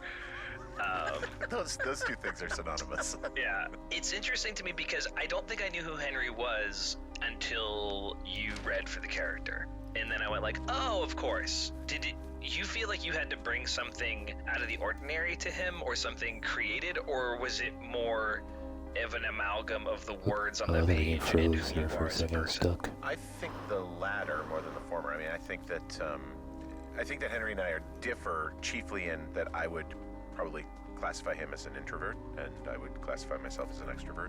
And so, is it strange that they're doing this right now at the end of the game instead of the very beginning of the game that talk about the voice actor and stuff? It's kind of strange they're not talking about I think more of the end of the game merely that switch and what they did to do all that this for stuff. me, and that coupled with the words that made pretty clear what this guy was going through.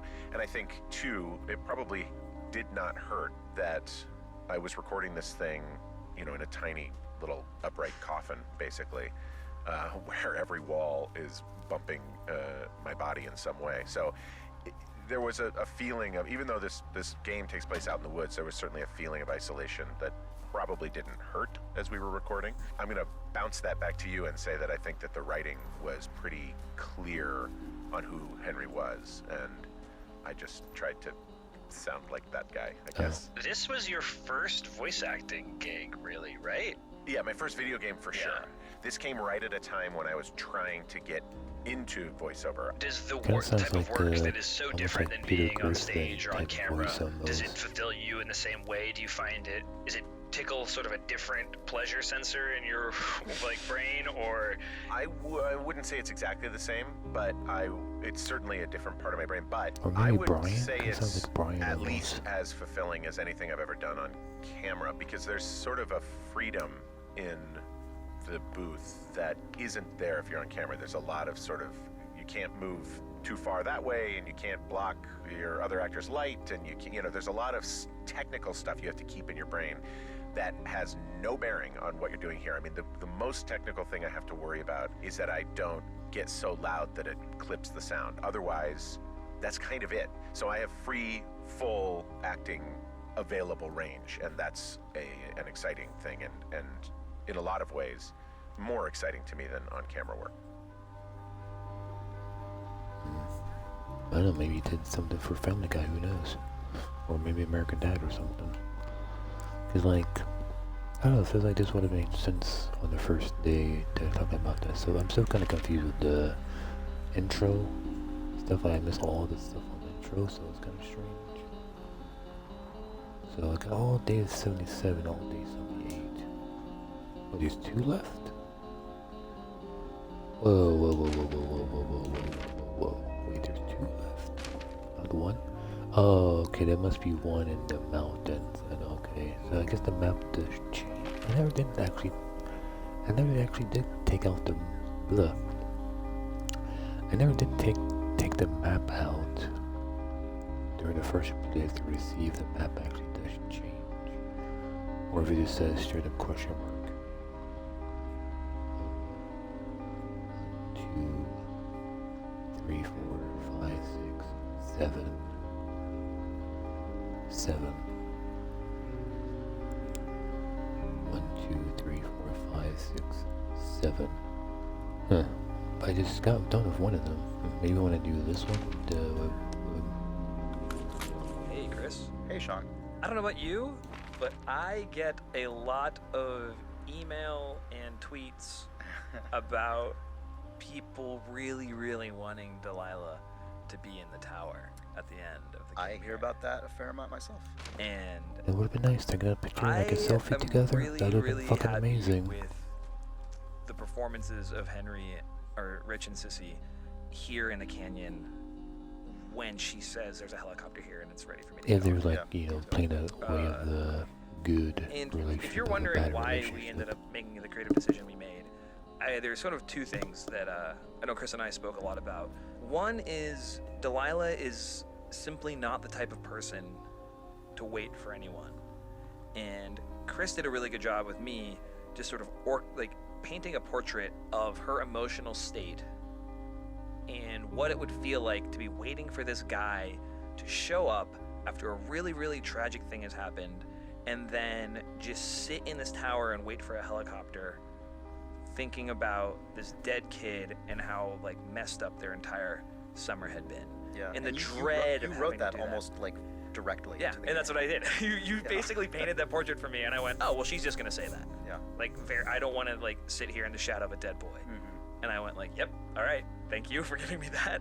And then alternatively, Henry's wanted nothing more than to be made to feel better over the past 5-10 years of his life. Definitely the past 5, definitely the past 1. And that feeling of disappointment that you feel when you open the door and she's not there, even though you ask her to stay, and you can hear how badly Henry wants her to stay in Rich's performance, in his voice. I wanted that feeling to go into the player, that level of disappointment. And then for some players to think, man, but how disappointed would I really be if I was him? And obviously we can't make you think that stuff, but if we do, then I feel like the story has been successful in communicating the sort of the emotional payload that it set out to provide. So there you go. There you go. But it's just so strange, like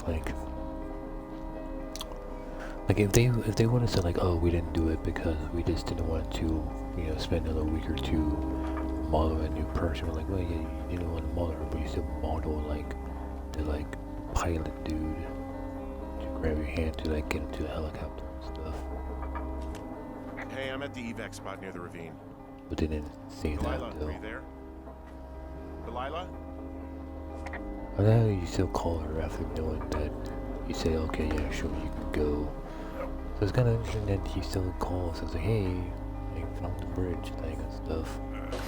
But this one's weird because they kind of like skip it. And they kind of start you at a point where there is no rope bridge. I'm like, that's kind of strange, there's no rope bridge. And I looked around and stuff.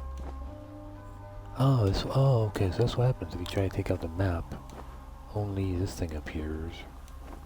Because I feel like it should be right behind you, but I didn't really see it. Last time, so I feel like it should be like right here, but it's not here and stuff. So I'm hoping the last one is here somewhere, probably on the mountains or on the tower somewhere next to like the bathroom. I think it might be next to the bathroom, not sure though. I will check down here because they let you go down here.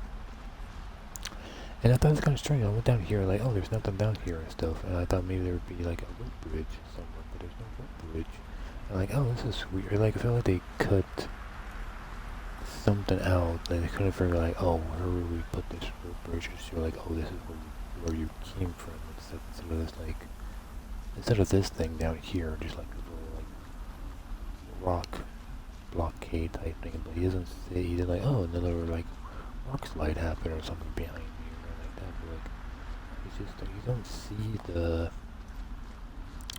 That's why it kind of reminds me of Trespasser. Like you beat one part of the map and it loads you into the next map, and it kind of just randomly loads you into like a different area. Like if you go behind through the gate, it doesn't load you behind the gate. It loads you like in a completely different area instead of the gate and stuff that you see from like the previous map and stuff sometimes with certain areas and stuff like that. So it's very strange and like they do it here where they just kind of plop you here in kind of the middle of the circle where the helicopter is going to like be dropped off and stuff.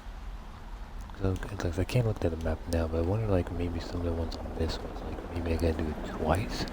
Like maybe it changes and if I pick it up again maybe it's done different. Oh, for a second I have to go down there. And not having the rope thing is just kind of strange. Like they why would they cut that out instead of just having it right there? Like just remove that, remove that, and just have the rope connected and stuff. That's all they had to do. I don't know why they just didn't have that. It's very strange to me. Why would they take that away? Now you have it and stuff out there. So it's kind of strange why they did that. They did all this stuff and then they're like, oh, just remove the thing and stuff. I the seeds. I heard she she has the things here. So was she the one like collecting these red seeds, plants, and put it in some of the like little things and stuff? Or was it just coincidence that she has red plants in her bathroom too, but she made it look slightly nicer and stuff? So this must be the last one, number 48. I guess number 13 never worked. I don't know why number 13 never worked. I must have missed it or something. Designing and set dressing Delilah's tower. Oh, okay. That makes sense. So this will be the last one about Hi, it's tower. Ollie again. And it's Jane again. So this is Delilah's Tower. Funny fact, this was one of the first things we concepted and built in the game. We always knew that the game would end with Delilah's Tower, and I think we all liked the idea of the title screen being Delilah's Tower. So that was one of the first things we did as a sort of test. But it wasn't until closer to the end of the game that we really thought about what Delilah's Tower would be like on the inside. Yeah. And by that point, we kind of, we were very I well didn't saw that acquainted before. with all sorts of towers.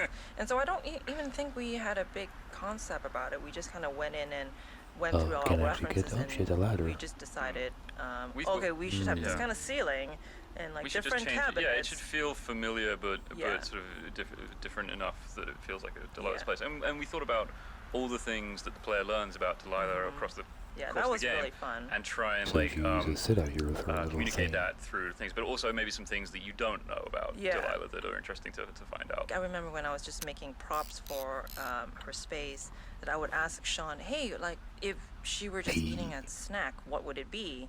And Sean would just say, peanut butter and apples.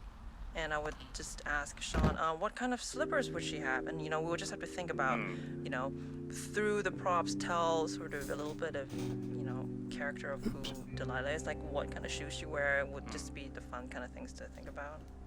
Interesting fact also that the behind the mask of the firefighter who collects Henry at the end is actually Henry's own face because it's the only face that we had modeled in the game. I really like the idea that potentially someone would have noticed and thought it was this insane twist. Third ending. Yeah, third ending. Henry sees himself and there's one in realizes here that it too. was all Wait, a what? dream. Henry There's died in the actually two cave on left. the way into the. He on the way into the rescues park. himself. Yeah, exactly. It's so good. But, well, would that be like a random, like 1% chance it might happen or something like that? No, she has like, oh, I thought I was looking at the bunch of peanuts, but apparently I was not looking at the peanuts, I was looking at her thermos.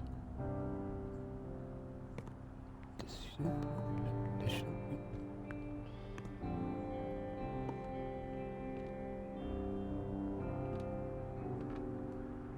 What the hell?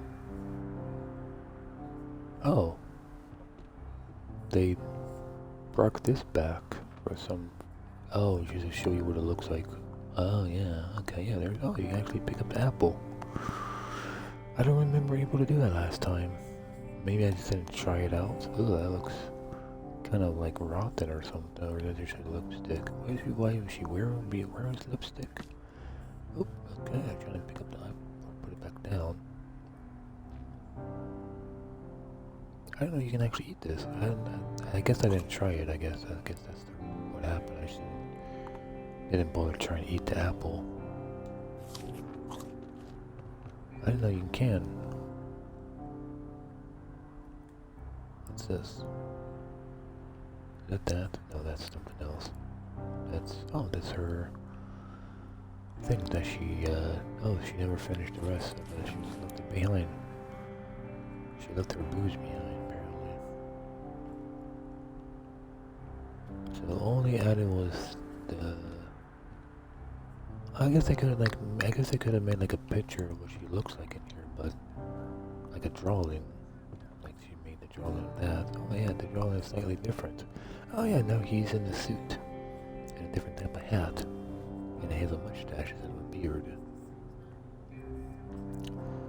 And oh, the turtle name is actually a different name this time, and the bear that never shows up.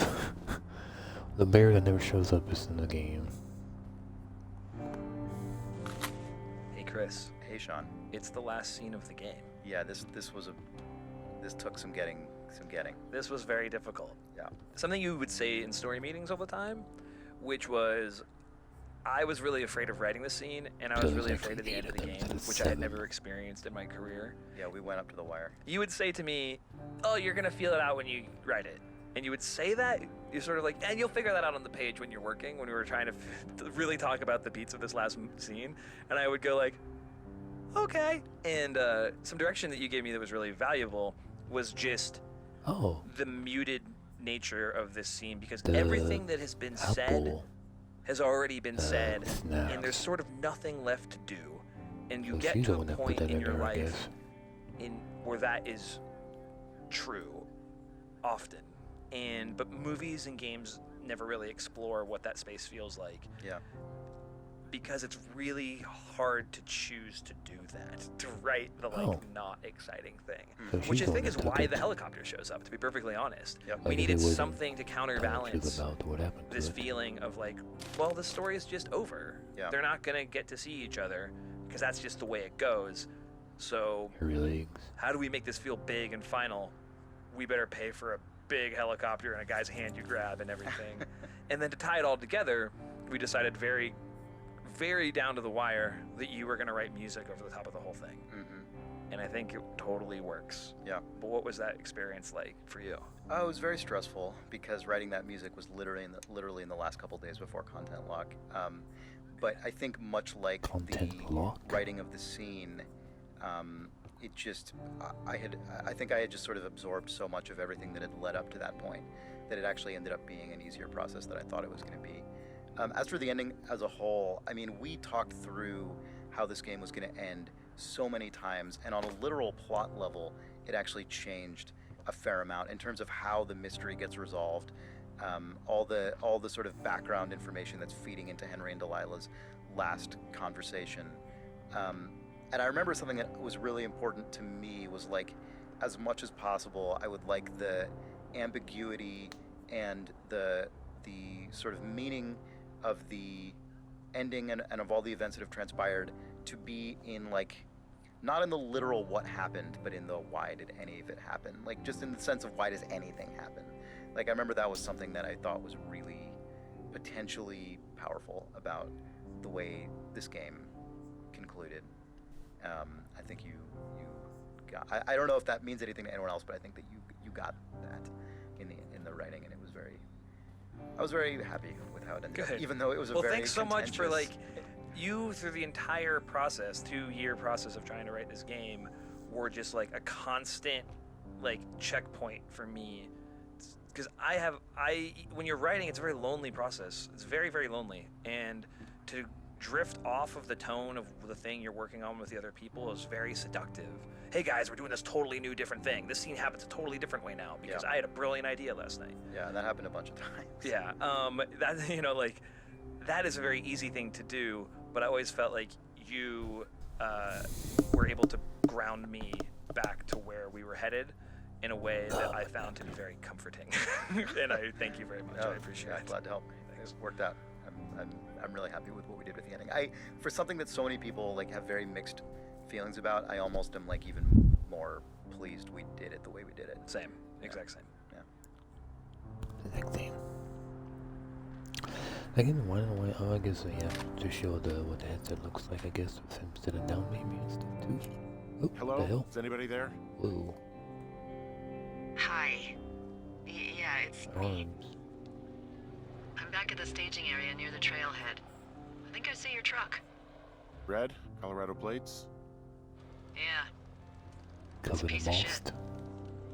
Wow, that's different.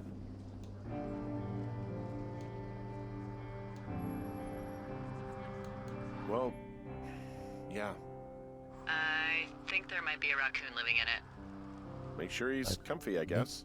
This is completely It shouldn't different. take I long don't for the know this helicopter at to all. reach you. Okay.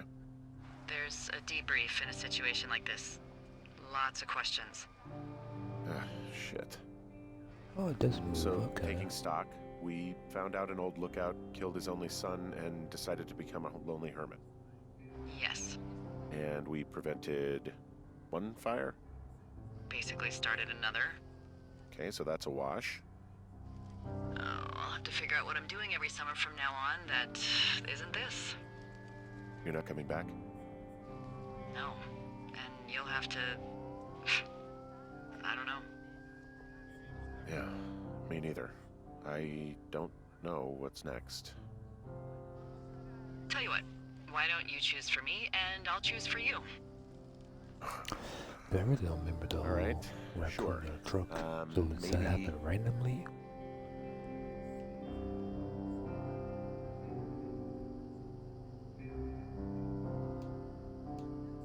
Maybe you could come back to Boulder with me and figure it out down there. Just a thought. You don't want me down there. Well, I just asked you. Look, I've got some things to do in Casper, and maybe I'll head south sometime after that. I could come by, sure. Okay. So, what about me? I think you should go to Julia, and then you can figure it out. Maybe put that typewriter to good use. Give me a sexy accent or something if you write about this. Yeah. You gotta go see her. It's like, it's very strange that, like, this one gives me the one, like, kind of like, hey, you can come down and where I am and stuff like that. It's like, that's kind of strange. Like, this is where, like, I kind of accuse her of, like, being something to do with it and stuff.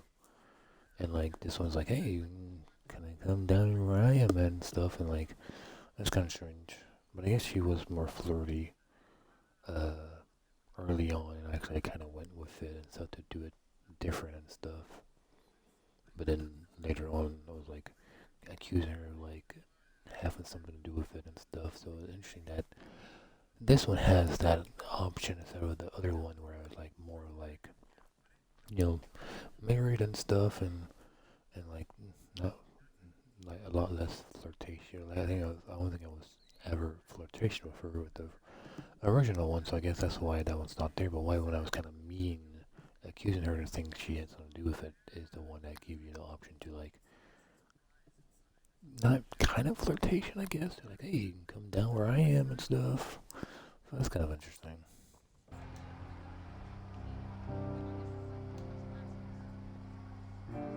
Would you? Henry,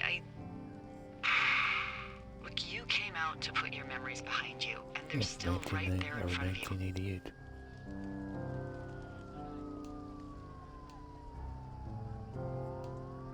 She won't even recognize me, Delilah. You're not just going for her. You don't know what it's like. Bad things happen, okay? And you have to find a way to contain the damage. A good way. Well, hopefully I can figure out a way to do that. If you see Yeah, I hope so. God, this got dark. Oh shit. Oh, so I think I picked the same one too. I think I meant to pick something else. I think There's I the picked helicopter. I think I picked the same one from last time. My last question. Good luck, Henry. I'll see you when I see you. Yeah, sure thing. Bye, Henry. Oop. Picked up the radio the last second. Okay, not bad. Interesting. They have that. I don't know, I guess if you do the game and don't try to say like, hey, you get something to do with this. Accuse her or have something to do with her, like, you have an option. I wish I could fucking think of like on their map to see how many I missed. They don't show me, so maybe I wonder if I can like jump. I wish I could, you know what I beat, I can like jump 2 days to a certain one. I would like to see what I missed out on, because that kind of sucks. Yeah, I missed, because again, like the whole intro one was like, just nothing like comparison.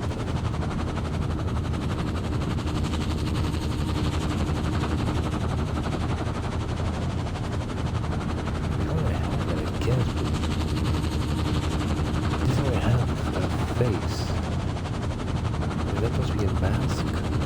Just looking like there's no pilot. So they don't bother making the girl, but they bother making this girl, I guess, supposed to be Henry, I guess. What the fuck? A tape? What the fuck?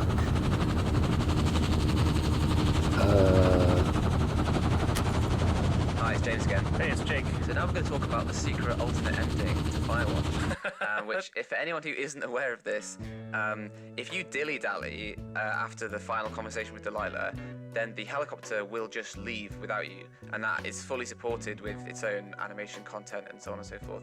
If I remember correctly, it was essentially a request from you to me, Jake. Is that how you remember it? I think that Sean and Chris and I all wanted it to happen. Once we realized the helicopter pilot was there, given that all of Firewatch is sort of, or not all of it, but quite a lot of Firewatch is predicated on the idea that if you don't do anything, that inaction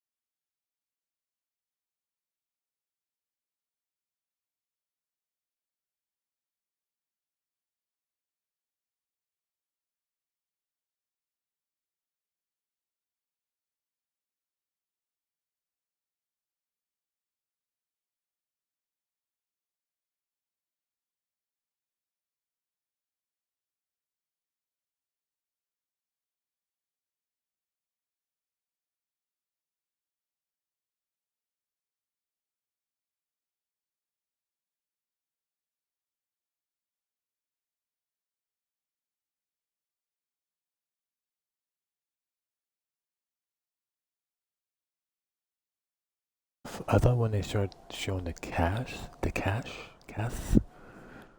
you know, the creators and stuff, I thought it'd be like a bunch of pictures gonna show up, kind of like they do in I'm not sure if all Saints Row games do that, where they show like, I feel like, I don't know, 10 or 20 pictures of the cast, or people like making the game and stuff like that, goofy pictures and serious pictures and stuff like that.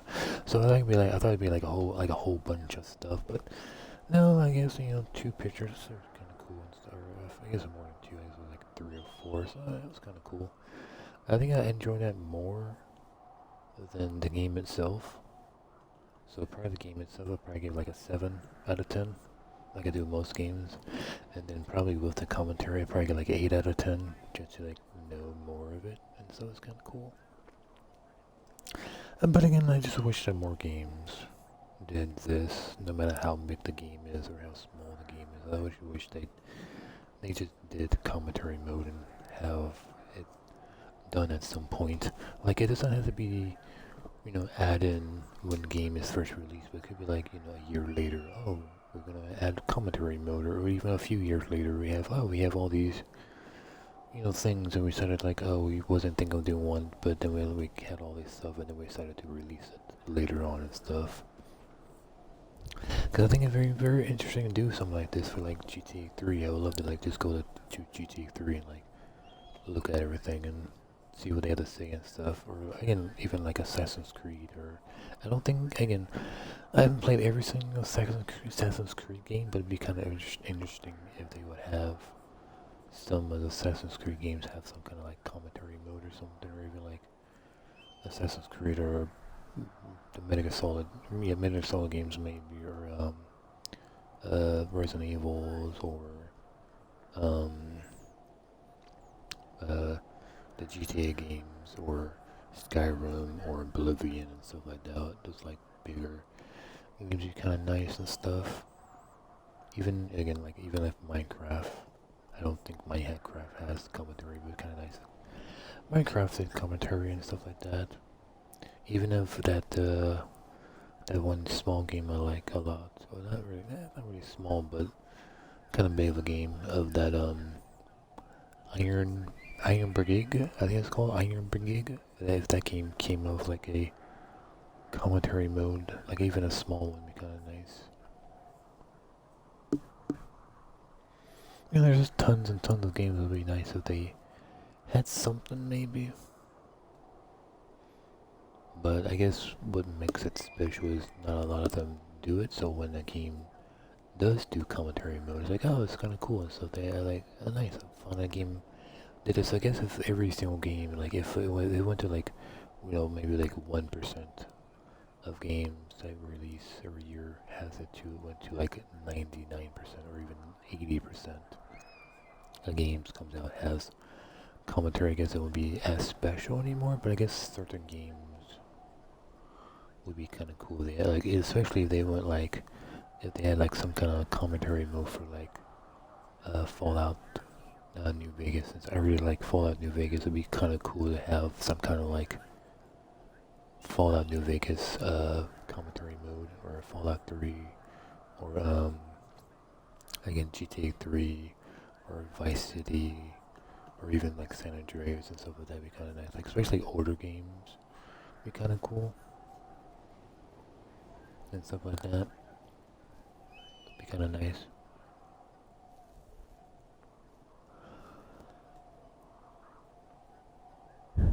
But yeah, because now hearing like, oh, there's a thing where if you wait too long, the helicopter actually leaves you behind.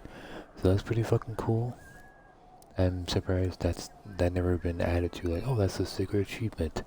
The helicopter leaves you behind. That'd be kind of cool. Again, not having something like that now as an achievement would be kind of funny. Or some kind of like, does Henry take the job of head Firewatch person now, and he just stays there and stuff? Because like, there's no thing of like, oh, you don't actually go to Julie at all, so I feel like maybe you could just stay and he like works there and stuff. But I feel like they,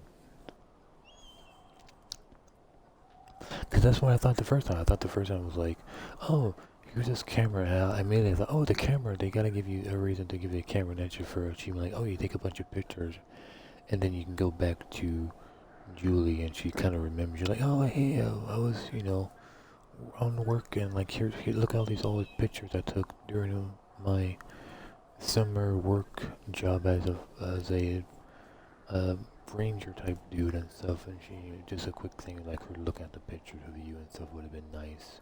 Like, kind of like a photo book, and you open it up and it goes through pages, and you like look at that, and then the credits play would have been kind of nice.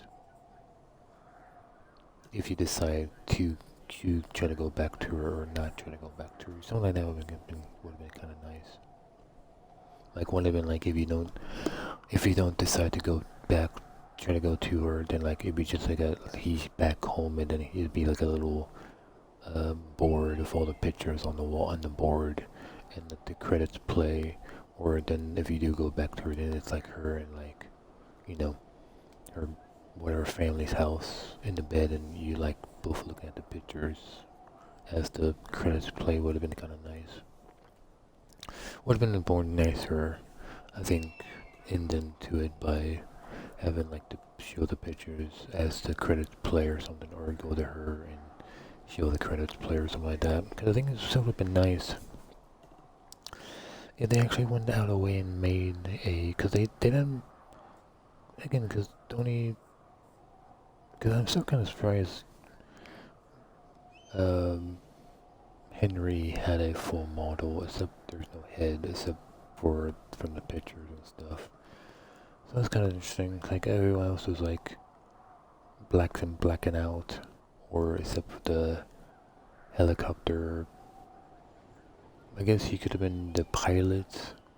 I guess there's helicopters do have hover mode, so I guess he went to hover mode and like walk to the back to like grab your hand. But since this was apparently commentary mode, and apparently commentary mode has a completely different one of helicopter flies away instead, was kind of cool. I guess he did kind of walk towards the front, I think. So I guess maybe that is what happened. Was he's like, oh, it's autopilot mode, and he just or hover mode, and then he walks away and clicks it and flies away type of thing. So it's interesting, but I'm wondering, like, by waiting so long, is that what was going to happen if I go back to a normal mode and rush through it really quickly at a much later point, of course. Not right now or anytime soon, but maybe like weeks from now. Maybe try to go back to the game and try to go quickly through it and see what happens. See if that's actually a thing. 'Cause again, they talk about where you can pick up a stick and you try to like open the lock with a stick. But I looked around and there's no stick. So again, maybe I just did that wrong and I used the wrong rock first. I had supposed to use the one rock and then the second rock and then use the third rock and then use the sticks maybe. But since I used the third rock that was on the side first, I maybe messed it up somehow. I don't know, but it's just kind of strange that there was no sticks to pick up. If there was sticks, then maybe I'd be like, more believing that maybe this thing was something actually happened and stuff. So. Cause it's very interesting that someone got one of the kids like toys and had it with him, and then realized, oh shit, you can actually put the little thing next to the corpse and stuff, or like, oh, someone waited long enough time and eventually the helicopter flew away and stuff. So that's a very interesting thing that people found out and stuff. If it was that really randomly happened during the first time them streaming it, or what, did they play it at one point and they did that, like, oh no, oh my god, I saw this thing for the very first time and no one ever has anything about it. I should go stream really quick and stream it, like make it just seem surprised. Oh my god, look guys, this is crazy. You can put the little like toy dinosaur next to the guy and stuff. So like, is this something like, if it was actually true, like it was straight up just someone did it, or was it something like they tested out before and then, or someone who made the game told someone and then they told their buddy about it and then they went and streamed it and make it seem like it was legit and stuff. So like it'd be interesting to see like this person who did it, see if it look like it was, did it look like he was, wasn't faking it and actually was like his first time playing the game and he was like, lost. If he was like lost and took him forever to get to that moment, then I guess it would be like kind of believable and stuff that like he just did this thing randomly. What a lot of people do, just carry it, because again, you can't put it in your pocket and stuff to like put it in your desk and see if those things was stay around if you put it on your desk and stuff. So that's kind of interesting. Because like it's very interesting because it didn't look like the pictures, some of the ending pictures was not the same. I do wonder if I go back to credits, would the credits be the commentary credits or would it be the original credits? Cause like, okay, so it's the normal credits, it's not the commentary credits. Okay. Well, I guess I could just reload my save data maybe and it should, be next to the, because it would depend when it last saved, because I didn't really save after the one thing. So I guess I could try to see. It just says extraction, so I don't know exactly if that's where the helicopter showed up last, or is that, no, that's, okay, that's when I sit down. Okay, well I guess I could continue, I guess. Because I did look at it for quite a while until I realized, because his hand was down, so I thought it was like, I can like, get on the helicopter and it would fly away. But then I eventually realized like, oh no, there's a fucking tape in it. I'm like, what the fuck is a tape in his hand? What the hell? So I didn't realize there was a tape in his hand until I, was about to push the button. So, and the thing popped that said tape. I'm like, wait, what tape? And I'm like, oh wow, because like just like with the deer, I thought it was just like a deer, and then I realized, oh no, it's actually a full deer. I'm like, oh, I found the dead deer they were talking about. And I guess that's, with the picture of like having the picture and it has the bear drawing on the picture that you never see a bear. So it's like, I guess kind of like, oh, they talk about bears, but you don't actually see bears, but then she put a bear in her little drawing and stuff, so it's kind of interesting. So I don't know if I wait long enough. I can imagine if I wait long enough, also I should probably turn off music because I don't want to, what would I mute? Okay, right.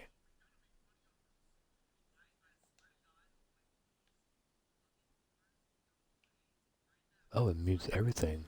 Whoa, it mutes everything. Holy shit. I wasn't expecting to mute everything. I thought it just mute the music. Because again, that ending song is copyright. So I did get a notification about that on episode 5, I think it was. I wonder if I don't even say anything, I guess we probably pick the first one. See which one he does. Hey, it shouldn't take long for the helicopter to reach you. If I don't say anything. Okay. There's a debrief in a situation like this. Lots of questions. I wish I could open my map and see which ones I missed. So, taking stock, we found out an old lookout killed his only son and decided to become a lonely for sure. And I think something on day 1 I missed or something, I think. Might have been day 1 I missed. But again, I don't know what the point of so that's a wash. Figure out what I'm doing every the one summer I was from 13 now on that isn't this. by the rock slide, and my 13 wasn't working. And you'll have to. And that's kind of weird. So I wonder if I just sort of missed it on day 1. Yeah, me or neither. day 77 or something. I just that's the one place I didn't look. Tell you what, or it's one of the secret ones maybe or something. It's just kind of strange why it's there, but it's broken and stuff like that. So it's kind of strange. Well, it looks broken because it's on the side, but there's other ones that's on the side too, and they still eventually work when you get to the right day and stuff. Yeah, I'm just gonna say just do nothing and just like maybe you could come back to Boulder with me. And damn it! I tried like down there. I clicked the one button and I didn't realize I was gonna do the first one. Just a thought. You don't want me down there. I didn't think it was going to do the first one. Look, I've got some things to do in Casper, and maybe I'll head south sometime after that. I could come by, sure. Okay. So, what about me? I think you should go to Julia, and then you can figure it That out. noise, like a Maybe put train that or typewriter to something. good use. Give me a sexy accent or something if you write about this. I am. Yeah. You gotta go see her.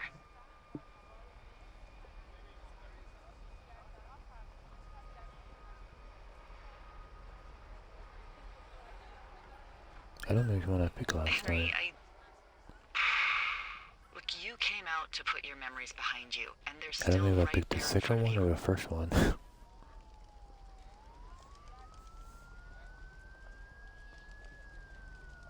Well, I know my original one was I have to move on, and then the second one was the third option. Okay. Well, yeah, they'll land back where you hiked up. Good luck, Henry. Kinda wish there was a fourth option sometimes when you don't do something long enough. I feel like there's a fourth. I mean it, alright? Good luck. Bye, Hank. By Hank. Is it Hank or Henry? Because she says both. Why she says both things sometimes, Hank and Henry.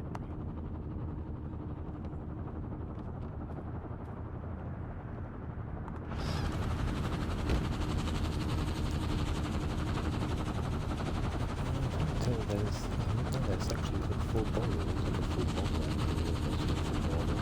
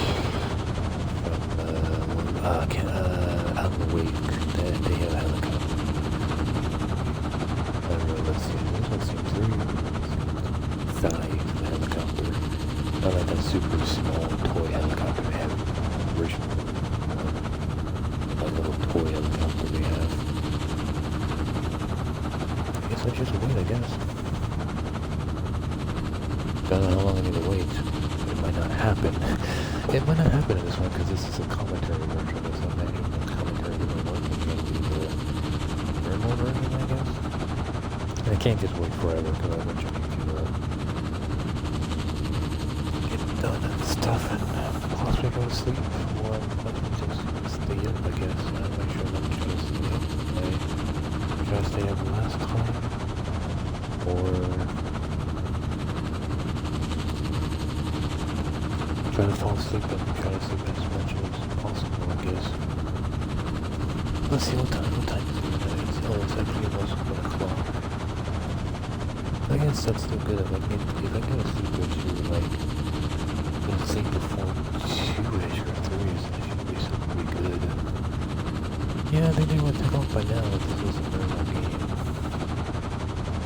I guess I could load up my other save data, because I think it should be still at the instruction place. God damn it. Oh, that's right, I gotta put that down first.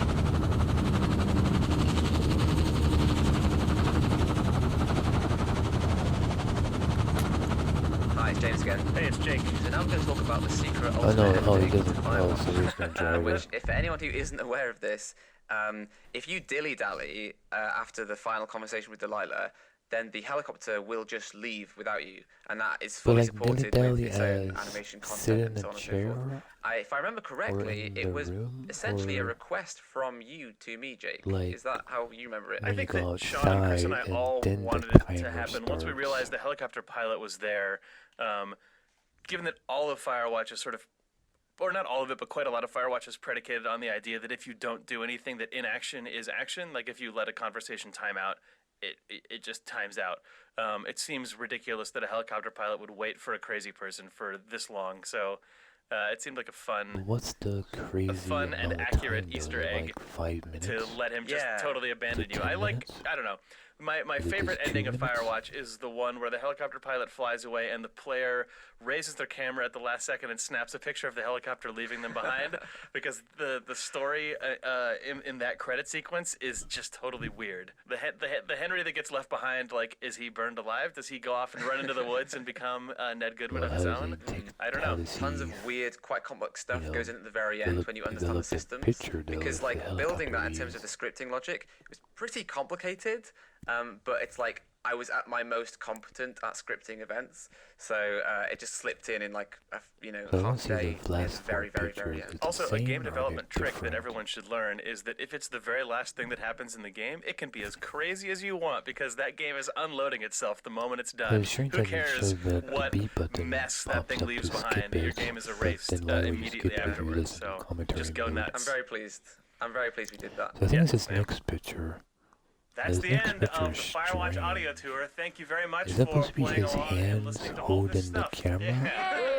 Because I don't remember that picture from the But what original is one. Firewatch? That was it. We did it. So he has the That's the whole dinosaur thing just eating now. the thing, and he has a picture of his dad, or the son's dad, and then a picture of himself. Okay, then there's a picture of them two together. I'm confused, 'cause I thought there was a third. I thought there was him and two sons or something. But I don't know. The middle picture, I'm not sure what the middle picture is supposed to be. Him holding the walkie-talkie, I guess. 1, 2, 3, 4, 5, 6, 7, 8. So yeah, okay, there's 8. So these are just 8. So is there trying to say there's only 8 people that... There's only 8 people that made the game? Or are these the 8 people that you listen to from the recorders? 'Cause I imagine there's, a lot more people than 8 people that could have made this game, but I guess it's, not a lot of... I don't know. Because I would need to look it up at some point later on to see who made it, to look it up, see if it was a small team that made this, or was it just a part of the bigger team, and they took like 8 people, or was it these was like 8 main people, and there was actually like, a bunch of people that programmed, like there's probably been like 100 people programming it or something like that. So it'd be interesting if like 8 people made this game. So if it was really only 8 people, it'd be quite crazy that they made something pretty good for only 8 people that took, 3 years. But something for like, people that made GTA 5 and GTA 5, that's probably like a few hundred people, I'd imagine, because that would have been a much way bigger game. So I feel like they wouldn't take, 3 years for multiple hundred people to work on it. But imagine if those 8 people made, something like GTA 5 that took like, what would it take, like, 9 years probably to make, probably, if it's like a very small team. But maybe, if they don't get overworked and stuff, they could possibly make a way better GTA 5 type thing, because there would be a lot of people like, get in the way to do things and try to change the story and stuff, and try to stick to the story and stuff like that. Would be kind of interesting to see, like a small team making it like a huge game. Be kind of crazy.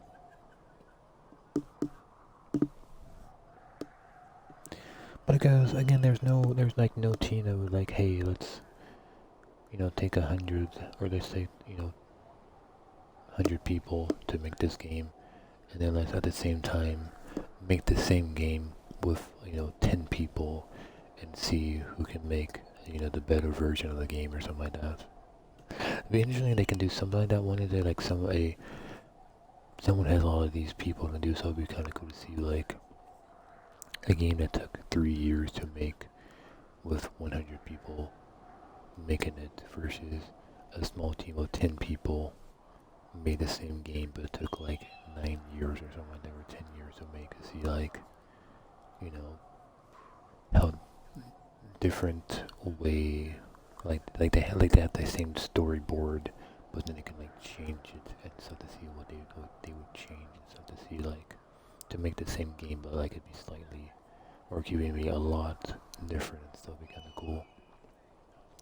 Even if they can do it through, even if they can do it to like a short game and took like, again 50 to 100 people to make.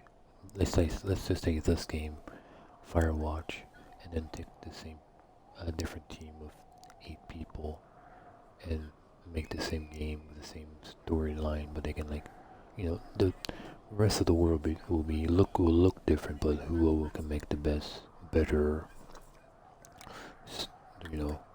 audio things and things to read and mysteries and Easter eggs and stuff like that. Who can like?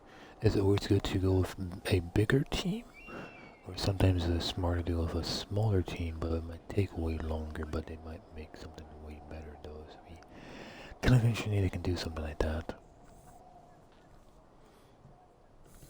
Like maybe they make like a Nintendo can make like a North American Pokemon at the same time.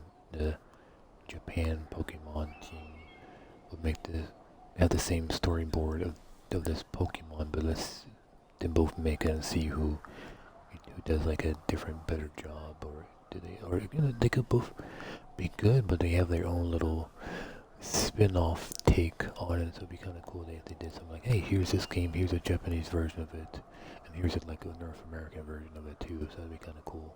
Instead of doing like, red and blue, or was it like, or green and red? Instead of making like green and red, it's the same thing. And I'd make green of like North American, like red of it like Japan or something, or Japanese, or I can't think of it now. North American version of it, and versus like the Chinese version, or not Chinese, but whatever I said before, and I can't remember what I said now. But yeah, pretty good.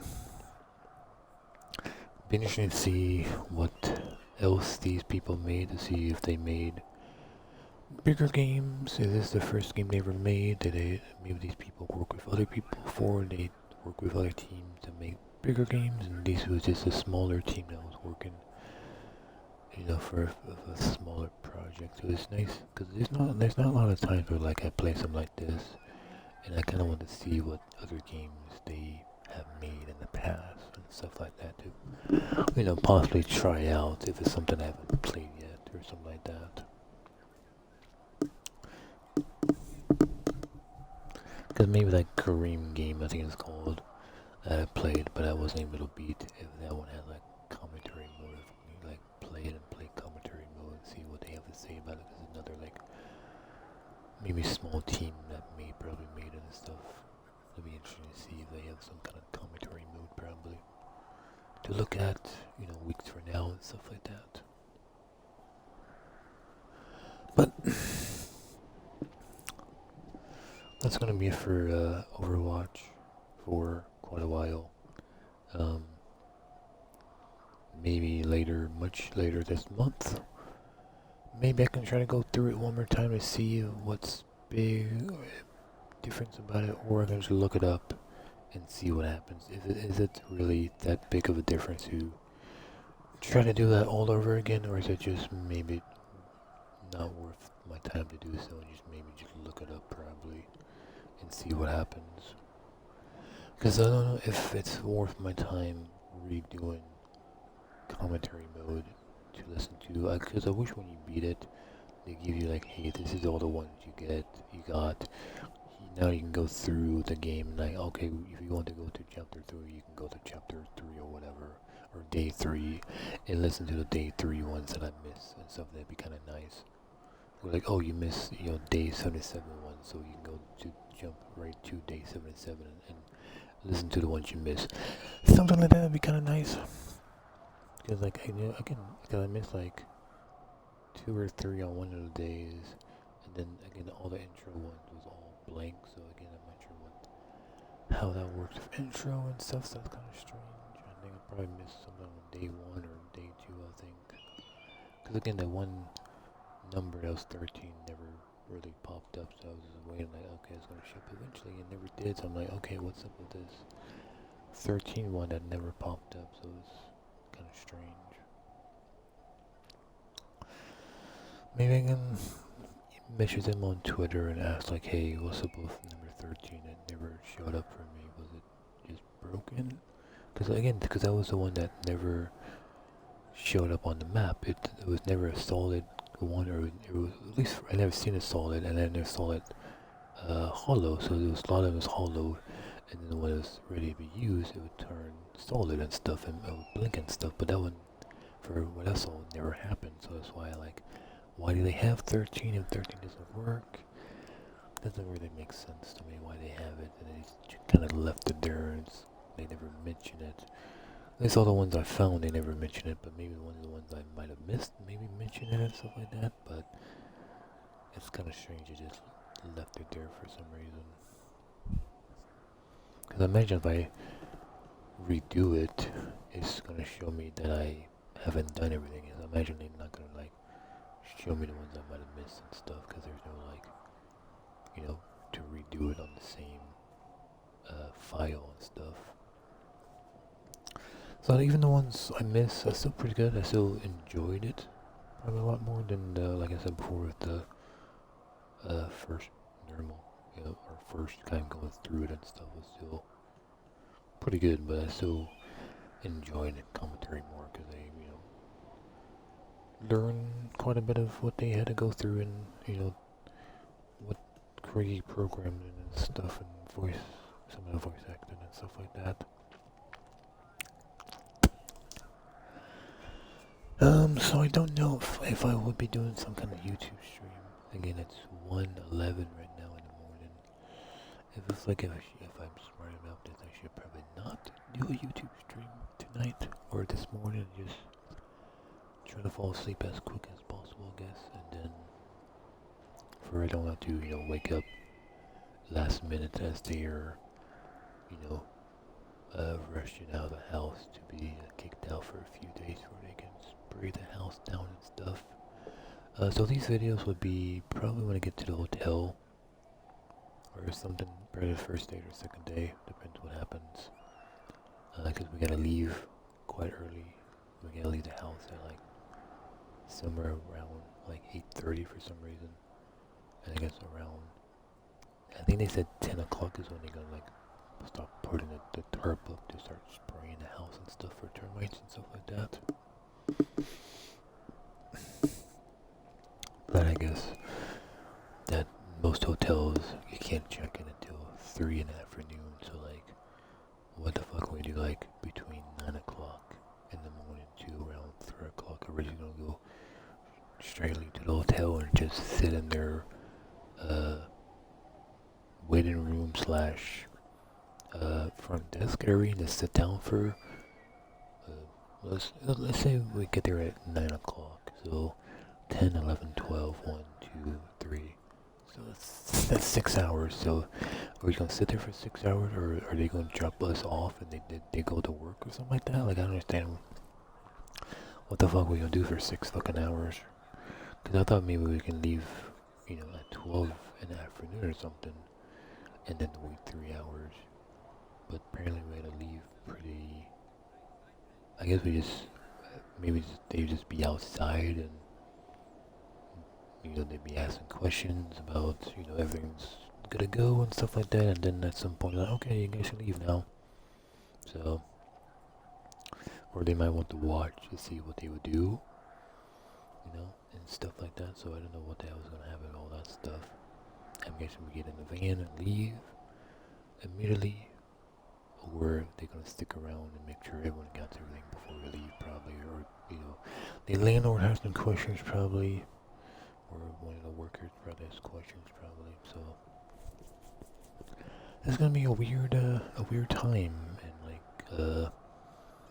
7 hours from now it's gonna be pretty weird. So yeah, it's gonna be pretty strange. But then these would be my videos I'm gonna try to post as quick as possible to YouTube. So again, so it might be somewhere in the afternoon. I'll post them, all of them, to their own little Firewatch playlist for anyone on YouTube that can watch that as soon as possible. And for anyone that might have missed a stream, they can go to YouTube and watch a part that they might have missed and stuff like that. So again, this was, I believe it was part 9 of Overwatch. Or, sorry, Firewatch, my bad. And part 4 of commentary, I think. I think that is 6, 7, 8, 9. Yeah, this is part 4 of going through commentary mode. Hope you guys enjoyed it too. Thank you for anyone that might have watched live. Hope you guys enjoyed it. Same for anyone that might watch on YouTube. Hope you guys also enjoyed it. I gotta go pee pretty badly. I've been having to go pee for the last few minutes, but I've been trying to get this done before I go pee, because I want to go pee and I come back and nothing happened. So I sort of trying to get everything done now, and then I can go pee and then lay down and hopefully go to sleep pretty soon. Or if not, I will try to, I guess, stay up the whole time and try to fall asleep later on, I guess. I don't know. Fall asleep in the car, I guess. I don't know. I don't know what the fuck is gonna happen, so that's gonna be pretty weird. But hopefully when we get eventually to the hotel, it'll be much more relaxing, and just stay in the hotel room for probably about 3 days or so until we come back, I guess.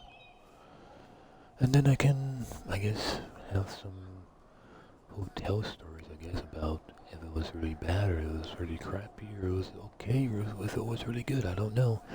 So maybe I can have some of those stories to talk about in my following streams of coming back and possibly talking about that stuff, maybe. But again, if the Wi-Fi is not so bad, I can try to upload things. I can try to do YouTube streams, or if possibly, if it's not too bad, I can try to do some kind of tablet game stream. Maybe go back and do a bunch of Chrono Trigger streams. Try out those new games I have that I downloaded on my tablet, or play some of the other tablet games I have that I haven't played in quite a while. So I have a lot of tablet games to play, to try out. 2 new ones to try out, if I feel like doing so, or just watch a bunch of YouTube, I guess, and do a bunch of sleeping probably is what I'm hoping for, really.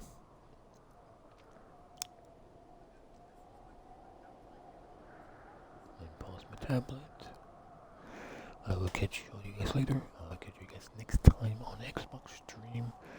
I don't know again if I'll be doing a YouTube stream or not. You would know for sure if I'm streaming again in like an hour, or